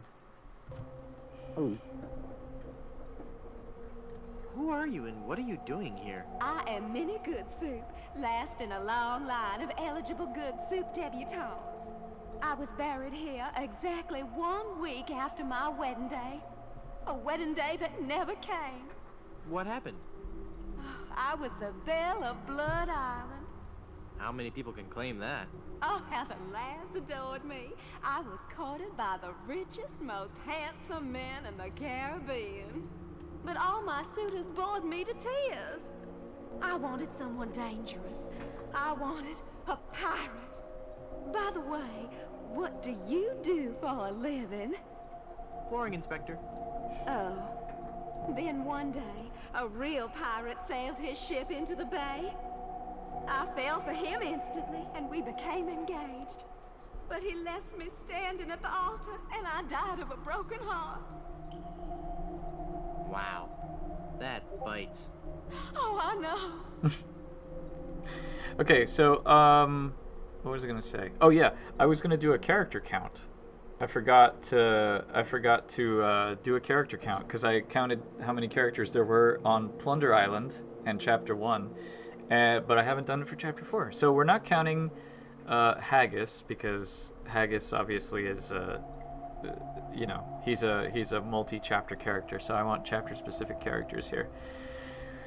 So we've got, from left to right, we've got, or who we've already encountered, we've got Lemonhead, we've got Stan, we've got Mort the Gravedigger, we've got Minnie Goodsoup here, we've got Madame Zima, we've got Griswold Goodsoup, we've got King Andre and Cruff, we've got Lafoot, who's the guy on the top of the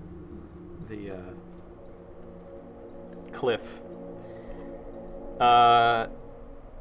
2 minor cannibals as well. No, I mean voiced characters. Sorry. I'm trying to figure out how many voiced characters there are.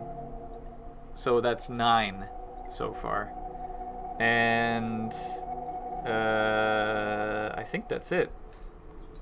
Yeah? Yeah. Yeah, because then in chapter... I mean, Murray, of course, but Murray is a multi-chapter character as well.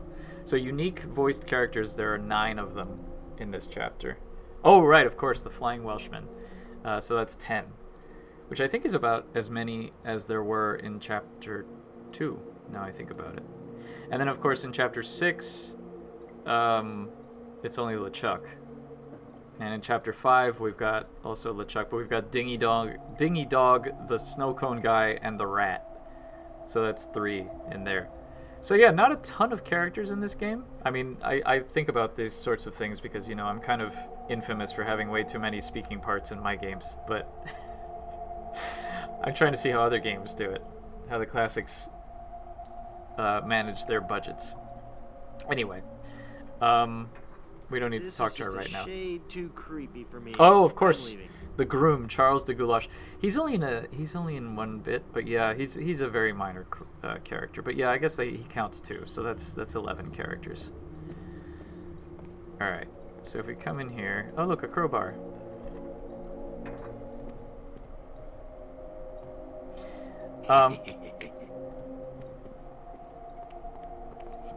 Good soup is food. Oh, I'm not going to do that again. I think I broke my skull. I'm all skull. It's your own fault. Stop scaring me like that. So I did scare you? Really? Well, startled is more like it. Oh. But startled in a terrified kind of way. You really are very, very scary. Don't talk down to me. I really don't have any choice. I saw you get out of that crypt. Does this mean that you're dead? No, I was only faking. Darn. I thought together we could walk among the living and spawn a new wave of terror throughout the Caribbean. So what you're saying is that you only love me for my legs? Something like that. So this has now become an escape the room puzzle with 2 screens. Where we can go ahead and paste Murray's arm. Also, I like how he's animated here. I don't want to get caught up in a conversation with Murray right now. Right, very smart idea. I've got it. Hey, what happened to the light? So this is a very nice use of 2 items that we got and used in the very beginning of the game, and now are reusing again. So that's a fun little thing.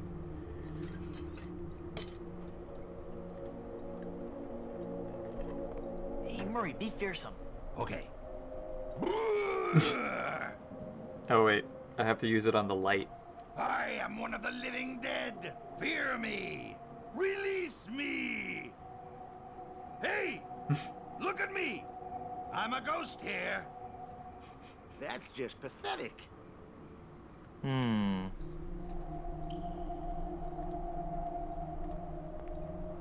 do your stuff. Okay.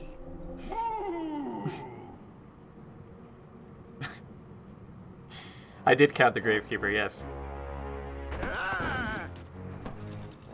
Mortal fool!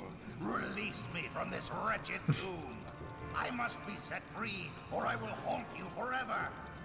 I will hide your keys beneath the cushions of your upholstered furniture. And never more will you be able to find socks that match. All right, hang on. I'm coming. Great work, Murray. I was terrifying, wasn't I? My demonic powers have made me omnipotent. Uh-oh. Looks like the lantern ran out of oil. There. It's open. Now shuffle off and give me peace. No need for the lantern anymore.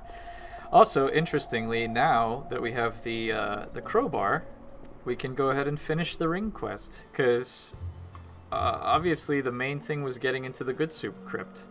Well, Murray, are you ready to continue our heady adventuring? Murray? Where'd he go?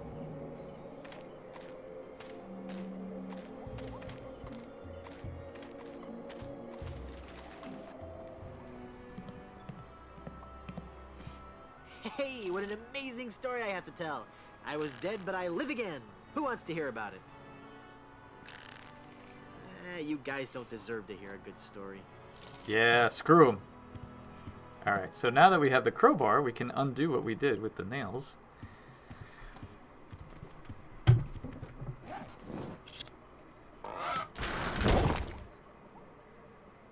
Oh, wait, what? Oh, wait, no, hang on, hang on.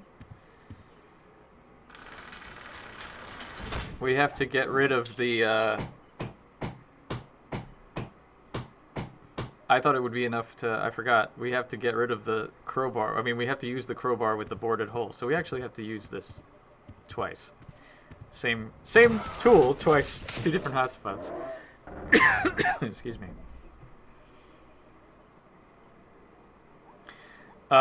So yeah, I guess I forgot to mention, because we didn't really do the full dialogue with Minnie Goodsoup, we can deduce that this is her fiance from what she talks about, how he stood her up and he went up to go and he went up to like take a nap or something and he never came down, so we can only assume that this is her long lost fiance.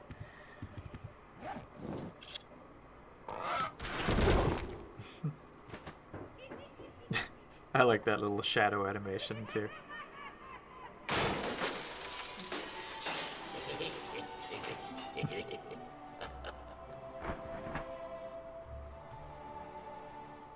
Oh, I'm sorry. I didn't hear you come in. I was just... Charles? Charles de Goulash, is it really you? Minnie! It's been so long. Oh, Charles, it has. It has. You look so different. Really? Why, you look exactly the same. So that line is funny. I mean, I'm pretty sure my original interpretation of the line is correct. But he's a Southern gentleman, and he's saying, "Oh, you look exactly the same," which is like saying, "Oh, you still look beautiful like before." But it's also the interpretation of, "You look exactly the same. You always looked like a hideous, rotting skeleton ghost," which is funnier. Oh, Charles, how you flatter me. Oh, but you must go now. But why? Now that I've found you... Also, I love the fact that we're like in the middle of the Caribbean, but these two are somehow like Southern belle and gentleman characters. Again, after all these years. What would our families say if they knew we were alone together on such a romantic night? Especially considering that Griswold Goodsoup is clearly British, and Minnie is his great aunt. So I guess the Goodsoups just went all over the world. This may sound rash, but I love you, Minnie Goodsoup. Oh, Charles, you mustn't. Oh, I can't help it. I've always loved you. Do you hear? I've always loved you, Minnie, and I always will. Come away with me now. Elope? Oh, but Charles, it just isn't done. Think of the scandal it would cause. Yes. To heck with the scandal, Minnie. Oh. Marry me. Oh, yes, Charles. Yes. 1,000 times yes. Then kiss me, my love.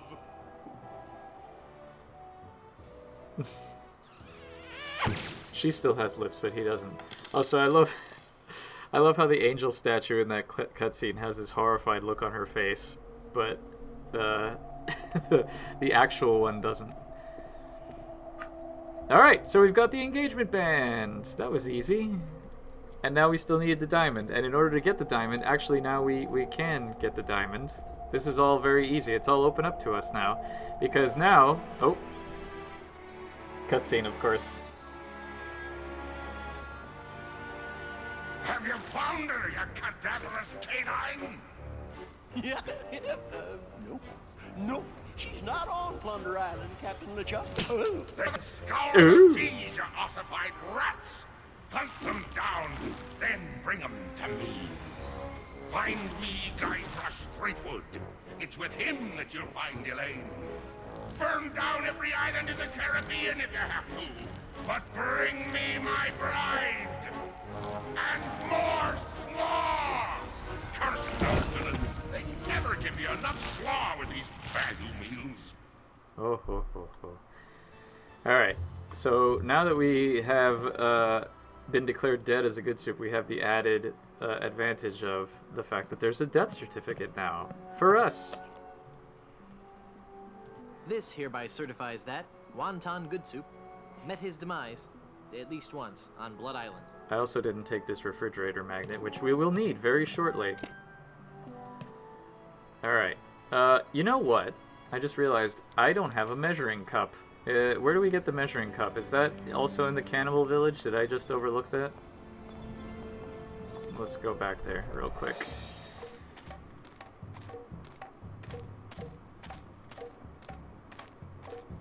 Yes! How did I overlook the measuring cup? Well, I did. Another inventory item. Okay, now we really don't have to come back here. I was wrong before. But, yeah. Anyway. Yes, wonton soup. All of the names that Guybrush gives, potential names that Guybrush gives, are types of soups. So let's get some life insurance. Welcome back to Mutual of Stan. I remember a certain scene in this game that is super funny involving the fortune teller lady.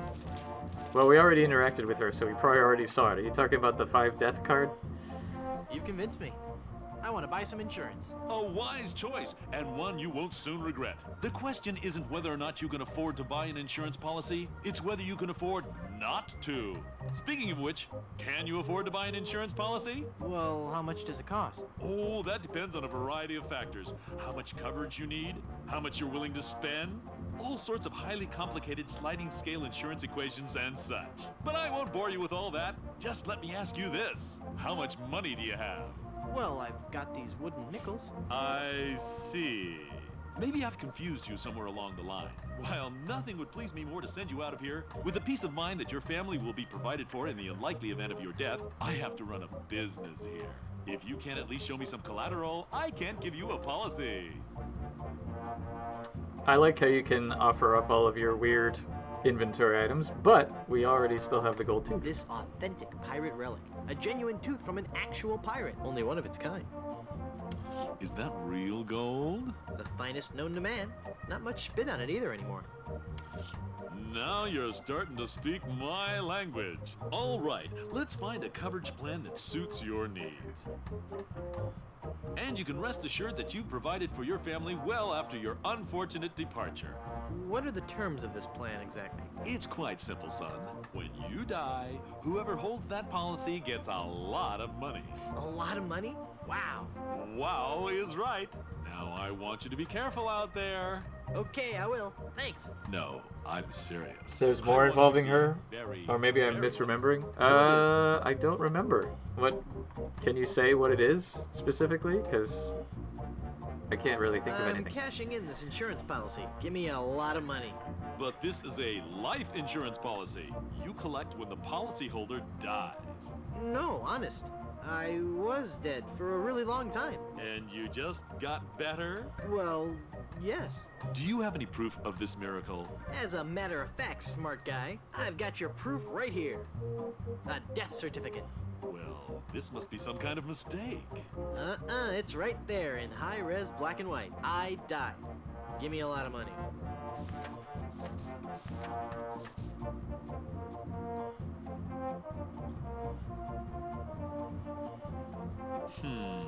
It looks like I'm left with no choice but to acquiesce. No, just give me my money. That's what I mean. Oh, thanks. So this is a little silly because Guybrush faked his identity, and Stan already knows his name is Guybrush Threepwood. So there's no thing there of like, well, your name's not really Wonton Good Soup. He just kind of gives it to him. So whatever. I think she flees if you ask for too many cards. Does she? I don't think you do. Let me see. I think she just kind of stops talking to you once you've drawn all 5. Madam Zima, Begone! You will bring death to all who surround you. No good can come of this. Is it one of those we have to keep talking to her? Madam Zima, Begone! Madam Zima, Begone! She just gives us the eye. Madam Zima, Begone! Well, anyway. Alright, so we've got a lot of money. We have a mirror so we can fix the lighthouse. The lighthouse is working now. And of course, our next obstacle is we need to make a compass for the lost Welshman so that he can fly. Or, he can fly. He's the flying Welshman. We need to make a compass for the lost Welshman so that he can navigate and not get lost in the fog again. So we have our encyclopedia from chapter 1. Oh, we also didn't... We need a cork, and oh, lo and behold, we can do this, which gets done for you automatically in regular mode. So now we have a cork. We fill the measuring cup with the seawater, or any other water source that we find in this game. The Flying Welshman's not like the Flying Nun. No. We magnetize the pin with our refrigerator magnet. Cool, a magnetic pin. The mind boggles at the possibilities. Stick it in the cork and put it in there. Hey, neat. It points north. Science is fun when you know the secret. Here you go. We haven't talked to you, but we can give you this anyway. If you're a ferryman, you must need a compass. No, I don't. I am the Flying Welshman. One of my otherworldly gifts is a preternatural sense of direction. Okay then, I guess I'll just keep it. Well, I hate to see all your effort, go to waste. I thought so.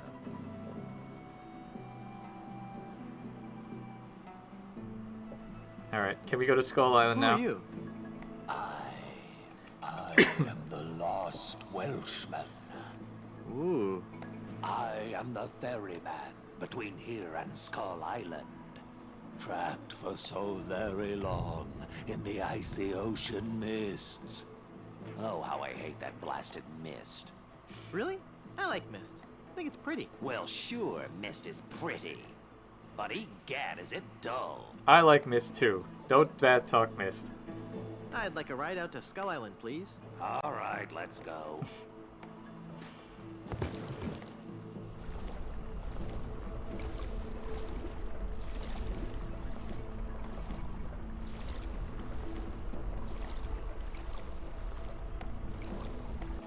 Even the bravest of men must dread the horror of this place. Steel your courage, boy, now, before you gaze upon the terrible, horrible face of Skull Island. That's a duck. What are you talking about? Don't you see the skull? This island doesn't look like a skull at all. It looks like a great, big, enormous duck. It should be called Duck Island. Well, you see, you gotta squint and sort of turn your head and...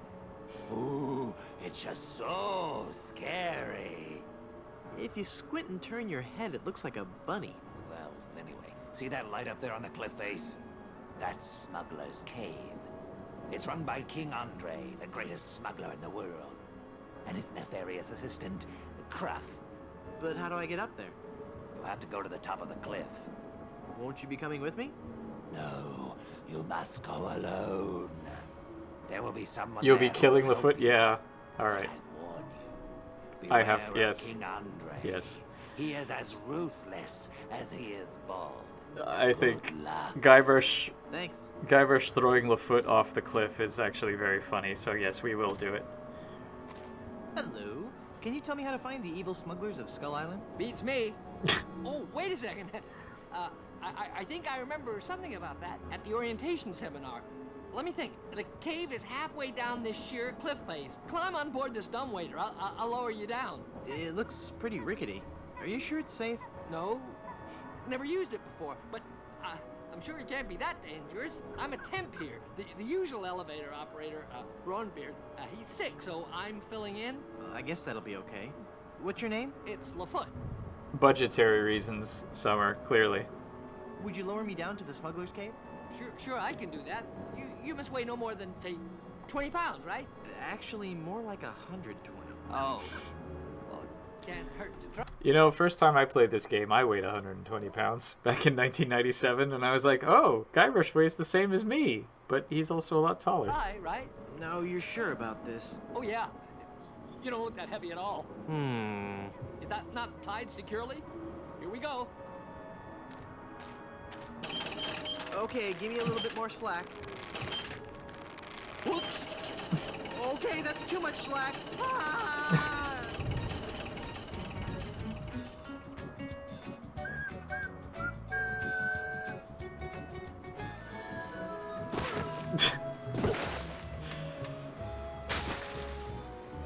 That's a great little animation there.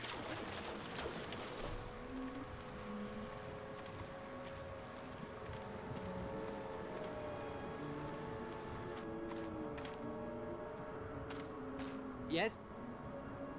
Let's try that lowering me down the cliff thing again. All right. I think I'm getting better at this. Please be careful this time. No problem. Here we go.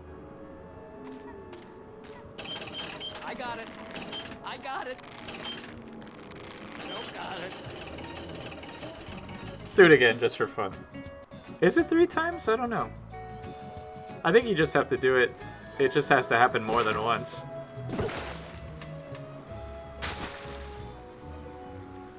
Or it has to happen at least once, I think.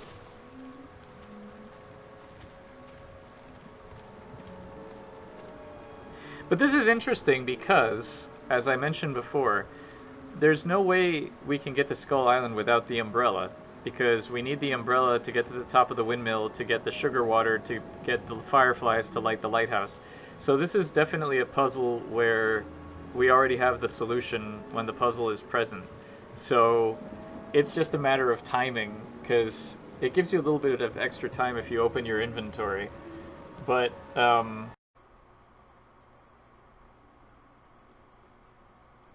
okay.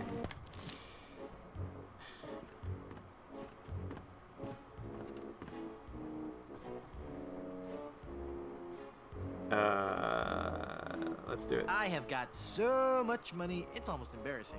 Well, hello. Let's talk, Mr. Good soup. Wonton good soup. Very well, Mr. Threepwood. Hey, how did you know my... It is my business to know who enters and leaves Skull Island. I am King Andre, and this is my associate Gruff. Were you looking for something in particular? The Good Soup Family Diamond. LeChuck stole it, you bought it, I want it.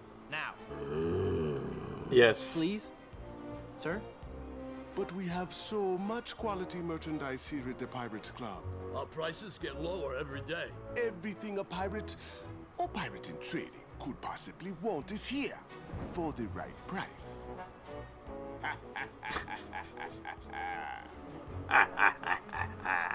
Could you not laugh like that anymore? The Good Soup Diamond is the centerpiece of my collection. The fantastic energy flowing through it is the key to all my power. So, can I have it? Of course you can't have it. Unless you were to give me something in return. Right. So yeah, shout out to Dave Fennoy, who plays King Andre. Dave Fennoy, who's a great voice actor, who is also in Rosewater, who I actually saw in my neighborhood the other day, funnily enough, but I didn't realize it was him until I had passed him, and so I didn't get a chance to say hello. But yeah, he's a really cool guy. And of course he plays King Andre. And Terrence McGovern, who played Blondebeard, plays Cruff. That diamond belongs in a museum. So do post-impressionist paintings, Mr. Threepwood. So do post-impressionist paintings. What the heck is that supposed to mean? One day, you will understand. Maybe we could make a deal. As you wish. You are a formidable opponent, Mr. Threepwood, but it looks as if our game of cat and mouse must cease. It is a perfect diamond, one of the largest I've ever seen. I'll take it. And so it comes with a very large price. Enough with the hard sell. How much? It will cost you an awful lot of money. Do you have that much? Well, I have a lot of money. Not enough. My partner is right. We can't give it to you for anything less than an awful lot of money. But perhaps we can make a deal. My partner and I are very fond of cards, poker in particular. How about a little wager? If you can defeat us at poker, you win the diamond. Sounds fair. Yes, fair. Could you stop laughing like that? It's very unnerving. It's very good. So, Mr. Threepwood, the question is to you. Care to join us in a game of cards? Sounds fun. Deal me in, Baldy. I'm gonna skip the LeChuck doll. Well, how much do I need? Not very much. Sure, I can handle that. This is a lot of money. I better only give them part of it. Have you ever played poker before, Mr. Threepwood? No. Would you believe this is my very first time? Then I'll give you a brief explanation. The game is the simplest variety of 5-card start. I deal 5 cards to each of us. We show our cards to each other, and the player with the best hand wins. Well, how do I know what makes the best hand? If you have any questions, just ask us. You do trust us, don't you? Of course I trust you. Very well. Let us begin. Come on, sevens. Take a moment to look at your cards. 2 of spades, 3 of hearts, 4 of clubs, 8 of clubs, and king of diamonds. What a terrible hand. 5 of a kind. Right there. Not even you guys can beat 5 of a kind. You're correct, Mr. Threepwood. We cannot beat 5 of a kind. The question remains, however, whether or not you can beat a pair. A pair? A pair of murderous smugglers. Huh? Us, Mr. Threepwood. I'm talking about us. We're gonna... See, the line is a pair of murderous smugglers, but the way he reads it always made me think he was saying a pair of murderer smugglers, like murderer/smugglers, which is weird. But, yeah. Oh, I get it. Whether or not you can beat a pair. That's pretty clever. Now, gentlemen. Let's not be too hasty.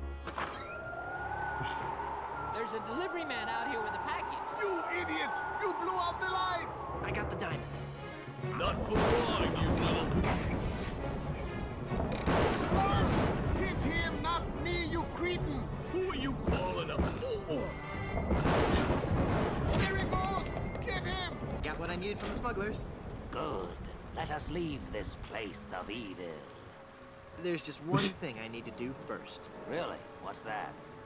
Who's there? Oh, it's just you. Wait, what are you doing? Help! Help!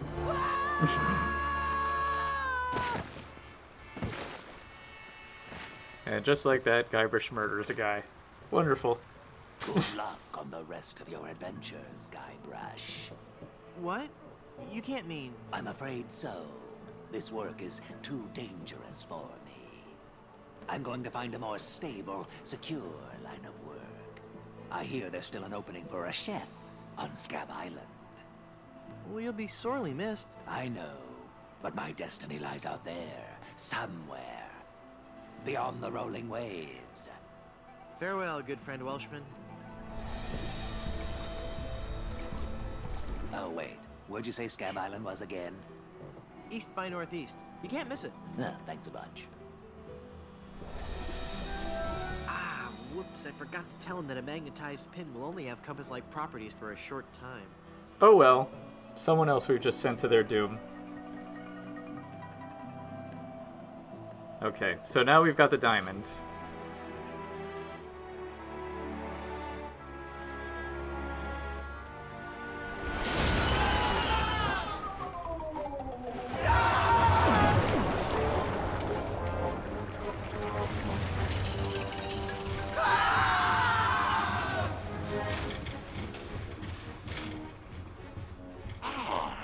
Another group of recruits for my army of the undead. Now, how goes the search for my bride-to-be? Where's Dingy Dog? TM. I found him! I found him! Yeah. Oh, golly, oh, gosh. Yeah, that's right.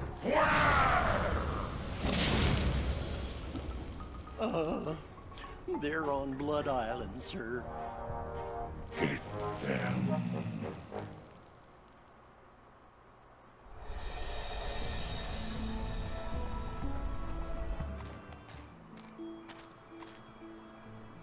Alright, so we'll wait until the ads finish in 20 seconds. Take a little sippy sip here.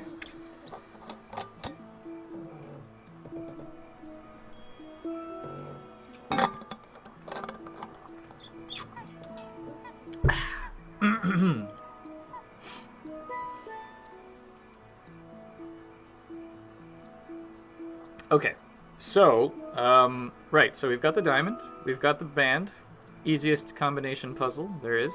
It's a massive diamond engagement ring. Although you would think you'd need to stick it with something a little better than that, but whatever, anyway. Goal complete.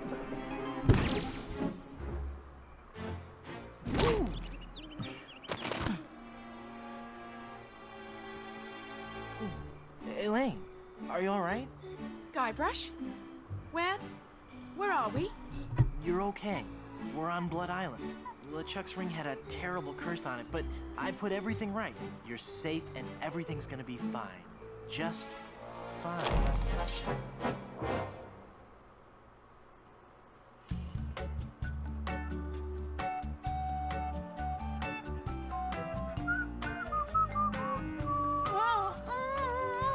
Be well spoken, pet. Excuse me. But save your breath, lass. You'll be needing it for when you scream, I do.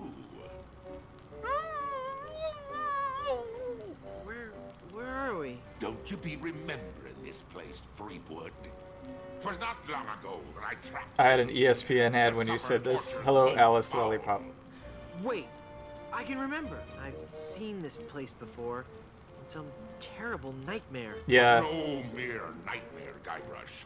Search your feelings. You know it to be true. Elaine does have It can't be. zero But it autonomy is. in this This game. is the Carnival of the Damned.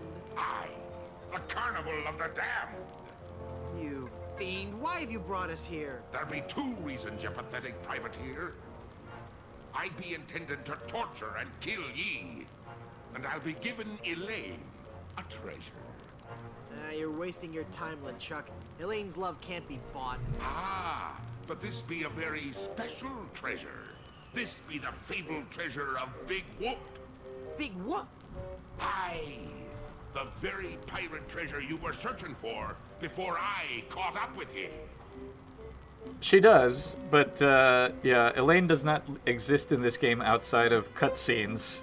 I mean, we can't interact with her here because we're in the middle of a dialogue. She's a statue in Chapter 4, and she's missing and then put away in a ship for all of Chapter 2, so yes.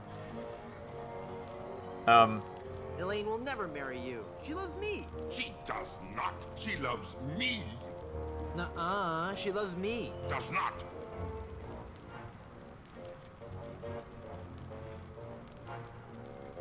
Anyway, Elaine really loves me. Does not. Does 2 love me? Does not.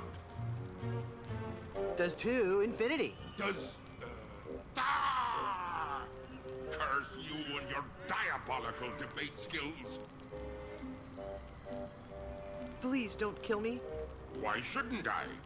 If you kill me, there'll be no more Monkey Island sequels. No sequels means no work for you. You'll become just another has-been that nobody's heard of.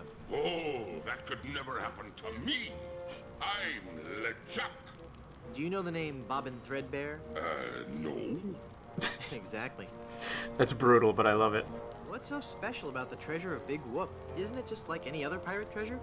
I see. Ye do not yet know the dreadful power that be Big Whoop. I guess not.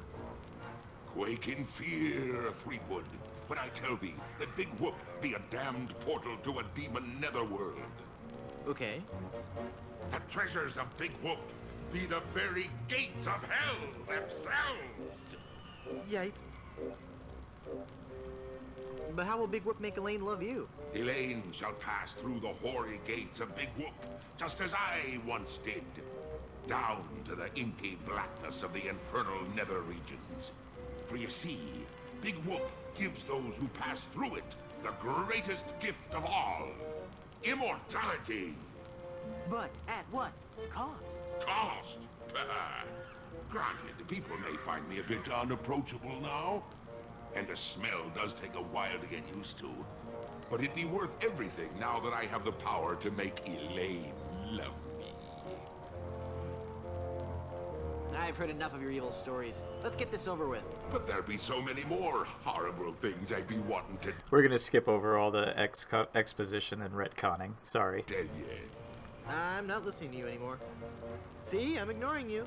Ah, you'd better listen. La la la la la la, I can't hear you. La la la la la la. Very well, Threepwood. If you're going to act like a child, I'll help you get in the mood. I think you deserve a timeout, young man. Eep.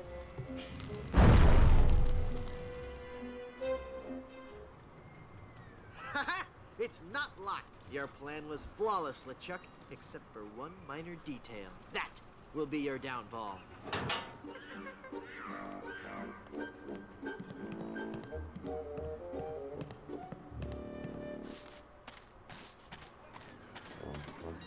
He's taking Elaine on his roller coaster of death.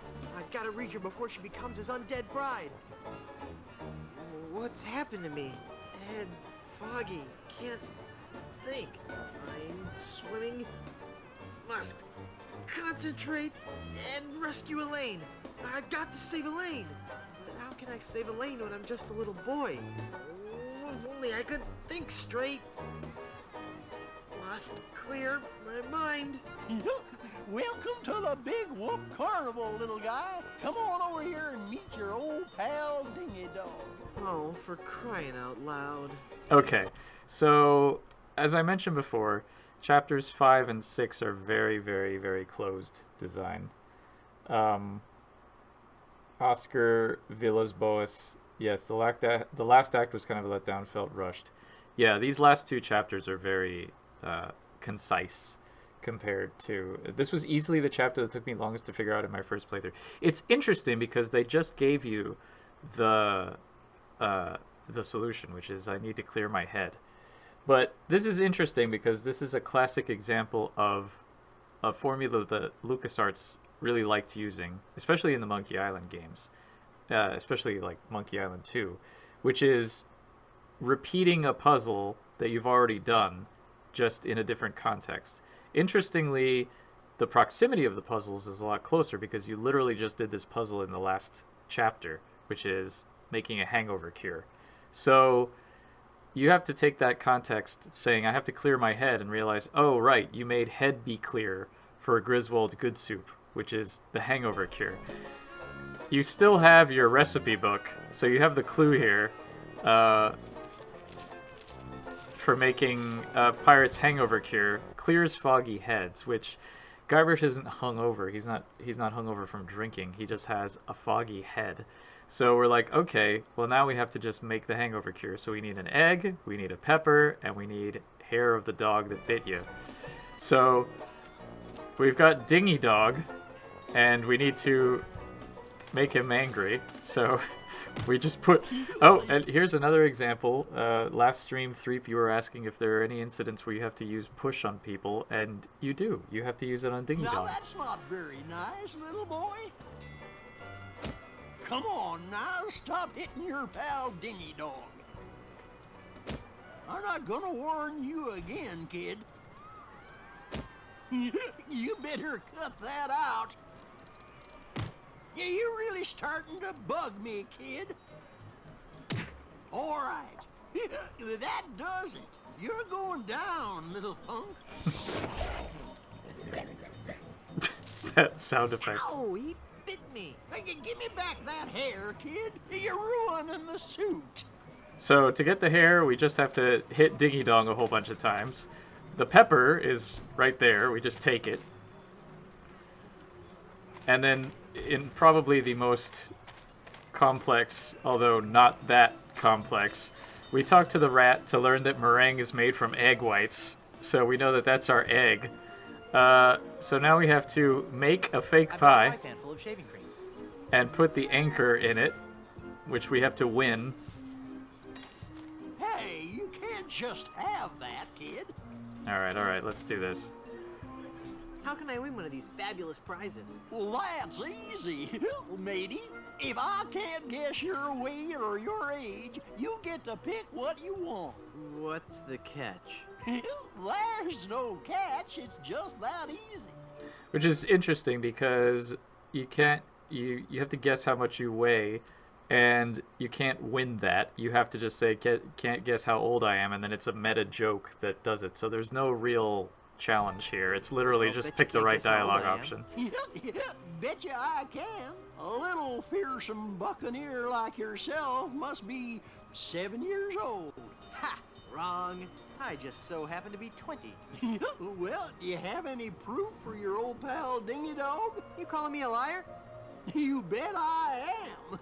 I have my proof right here. Right, an item that Guybrush does not actually have on his person. It's just a fourth wall breaking joke.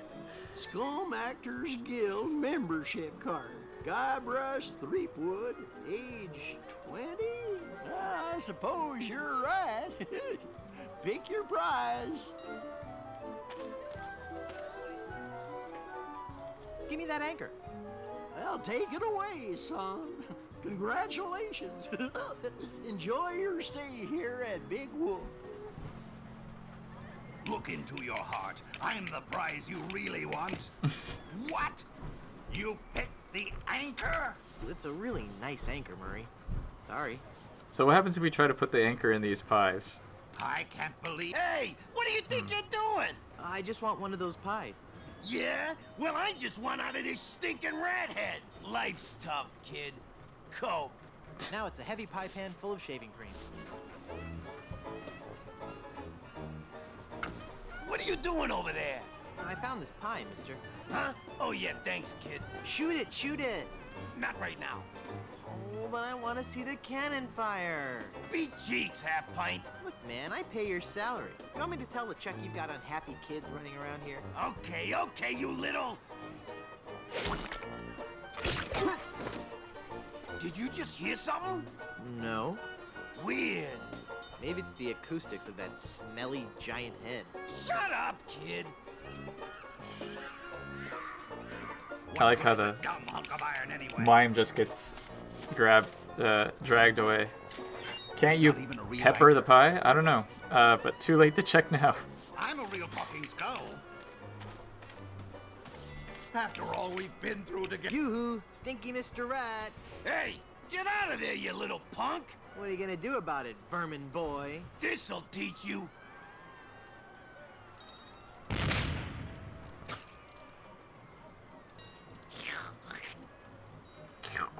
Alright, so what happens if we try and combine these things? That doesn't need more seasoning. Oh, interesting. We Take the stupid anchor. Like oil and water. Interesting. That doesn't need more seasoning. You would have made a lousy undead monster anyway. Alright, so yeah, I guess I'm going to wait for an owner who understands my need to bring fear and pestilence on the likes of you. there's no clue that says, oh, I need to find an easier way to digest this or eat this or whatever. What kind of snow cones do you have? What kind of cones did you ask? Why, I have every kind imaginable. I have the most distinct type of snow cones in the world. In fact, my cones are so original, so inventive, and so... I hate this guy. that most are completely inedible. Let me list some for you. I have sweet cones, meat cones, cold cones, mold cones, bold cones with lime, cones with slime, veggie cones, wedgie cones, hedgy cones. I used some of my neighbor's hedge in that one. Cones with spice, cones with lice, berry cones, hairy cones, dairy cones, and the Christmas, Merry cones. So, what do you think of that?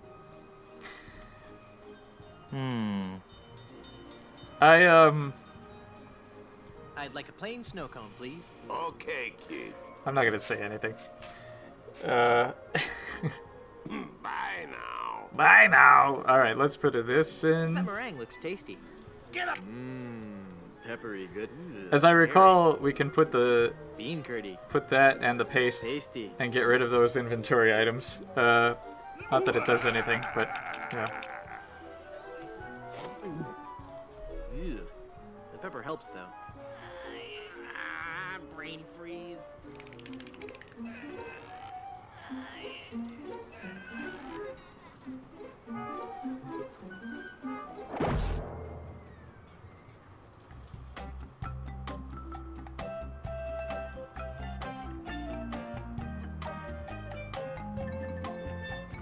Alright, and then we find ourselves again in one of these LeChuck in a limited room, LeChuck chase in a limited room sequences.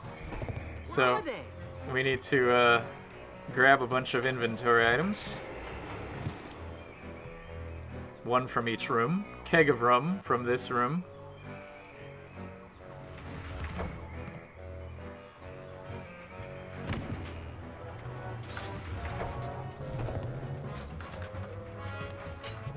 Flask of oil from this room. It's a Dynamo Monk Electric Wally. Dad, he looks so lifelike. Hey, wait a minute. He really is Wally. You can count on me, Wally. Just as soon as I defeat LeChuck, save Elaine, set all the monkeys free, and ride the madly rotating Buccaneer, I'll come back and release you. No, you won't. Poor Wally. Uh-oh. Elaine! Ah, Brinkwood is only here. Have you seen Elaine? She told me she was just going to powder her nose, and I haven't seen her since. I can't be believing I fell for that one again. Now stand still, boy, so I can flame broil. I wonder if this this little display here with Guybrush on the rack is sort of like a little sort of jokey nod to the idea that maybe Guybrush got stretched out, and that's why he's taller in this game. Let's go ahead and use the pepper on LeChuck.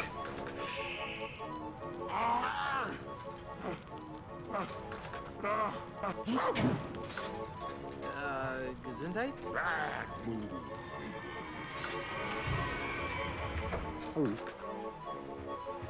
Ouch! Ow! I like how they reused the animation from the hot sand in this bit.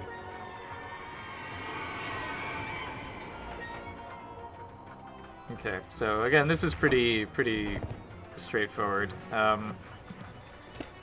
We just need to oil up the rope It's soaked in oil and probably highly flammable. and put it in the rum. And now we...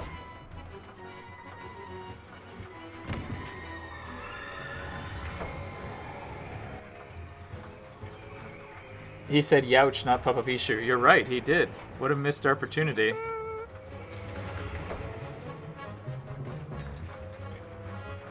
I guess this is supposed to be more dramatic, so, you know, saying Papa Pichu at this point would be a little silly. Because, you know, the rest of this game is very not silly. Oh, look, the screen scrolls!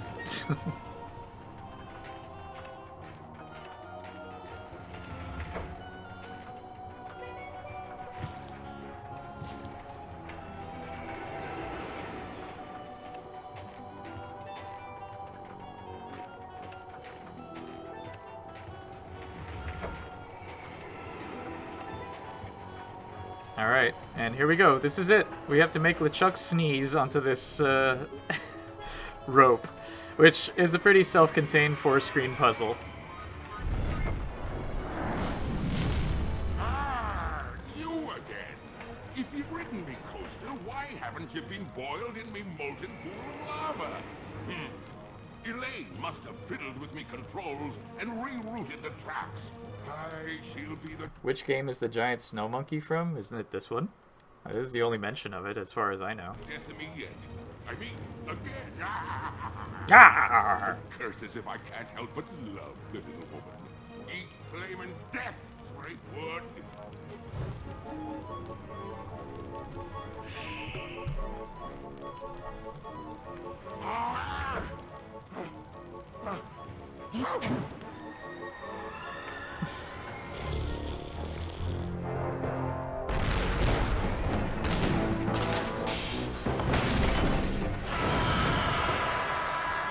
And here we have one of the most abrupt endings in the history of Monkey Island.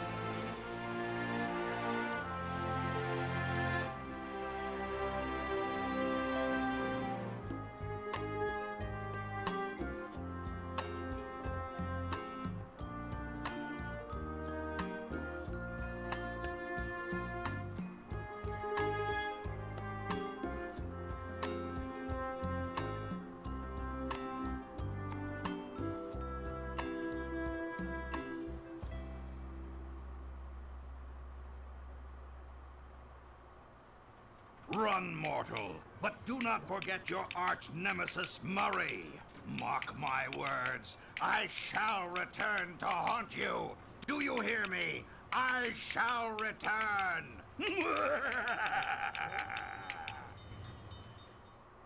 The end.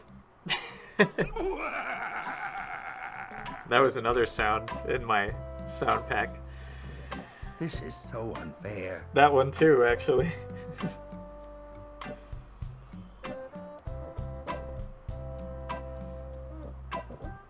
All right, so that was The Curse of Monkey Island. It's still one of my favorite Monkey Island games. Well, it's my favorite Monkey Island game. I really do like this game. But yeah, what's my analysis? So, again, like I said at the beginning, I think it's really interesting how it goes from closed to open to closed to open to closed again. It's an interesting little progression. The last two chapters definitely feel rushed. You can tell that they were running out of time and or money, but that happens with a lot of games, especially with the ending.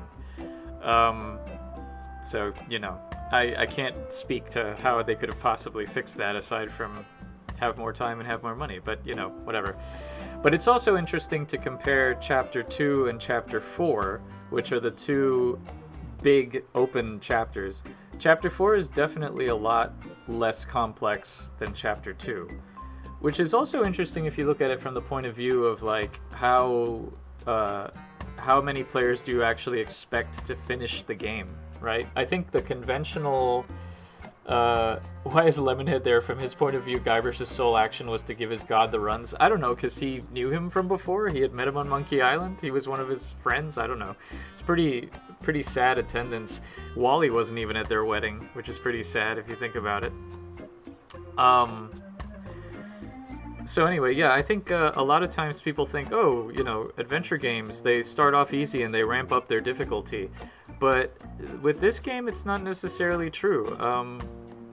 Complexity-wise, I mean, unless we're talking about complexity and difficulty as two separate things, I would argue that Chapter 2 is the most complex part of this game, and 4 is less so, and there's only really one puzzle in Chapter 5 and 6, respectively. And they're fairly simple. One is literally just a rehash of a puzzle you did in the previous act, and the other one is just figuring out that you need to make an explosive and that Pepper will work on LeChuck to make him sneeze. There's not a lot of cluing done, so, you know, you might spend a little bit more time on Chapter 6. I remember I didn't figure out right away that the Pepper worked on LeChuck. But...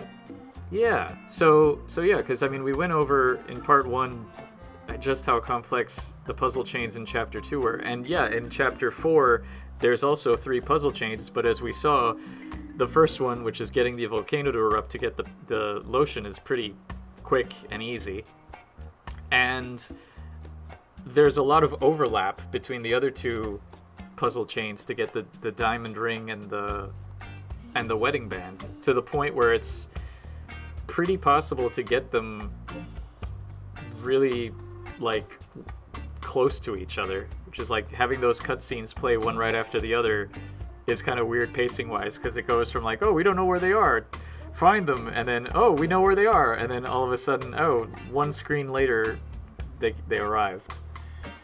Right, the Pepper here is the root beer of Monkey Island 1. Yeah, and the voodoo doll of Monkey Island 2.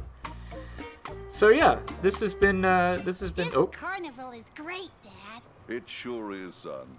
But you know, rumor has it that the man who built this place is buried here. And they say that to this day, his frozen body remains in the tunnels somewhere beneath the amusement park.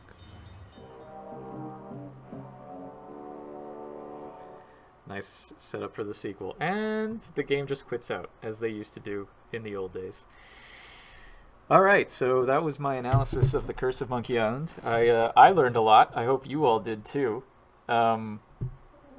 So, important to keep in mind that current adventure / MI3 knowledge allows one to navigate this game and figure out its puzzles / dependency chains much faster than was typical at the time. Oh, of course. I mean, sure. I'm just looking at it again from a design point of view, and seeing just how well the game did at signposting and cluing. And I think overall the game does a really good job of letting you know what you have to do and what your current goals are. And yeah, it doesn't stray into the how was I ever supposed to figure that out territory, which I think is important. So yeah, that was the Curse of Monkey Island. I'm going to be continuing this series. I think I already know what game I'm going to play next. I'm going to switch it up and do a Sierra game next. One of the Sierra games that I think is actually one of the best designed Sierra games, even though it may be a little bit questionable in content. But yes, I will see you all next Thursday at 11:30 a.m. Eastern, when I will be playing another game, which I will announce then.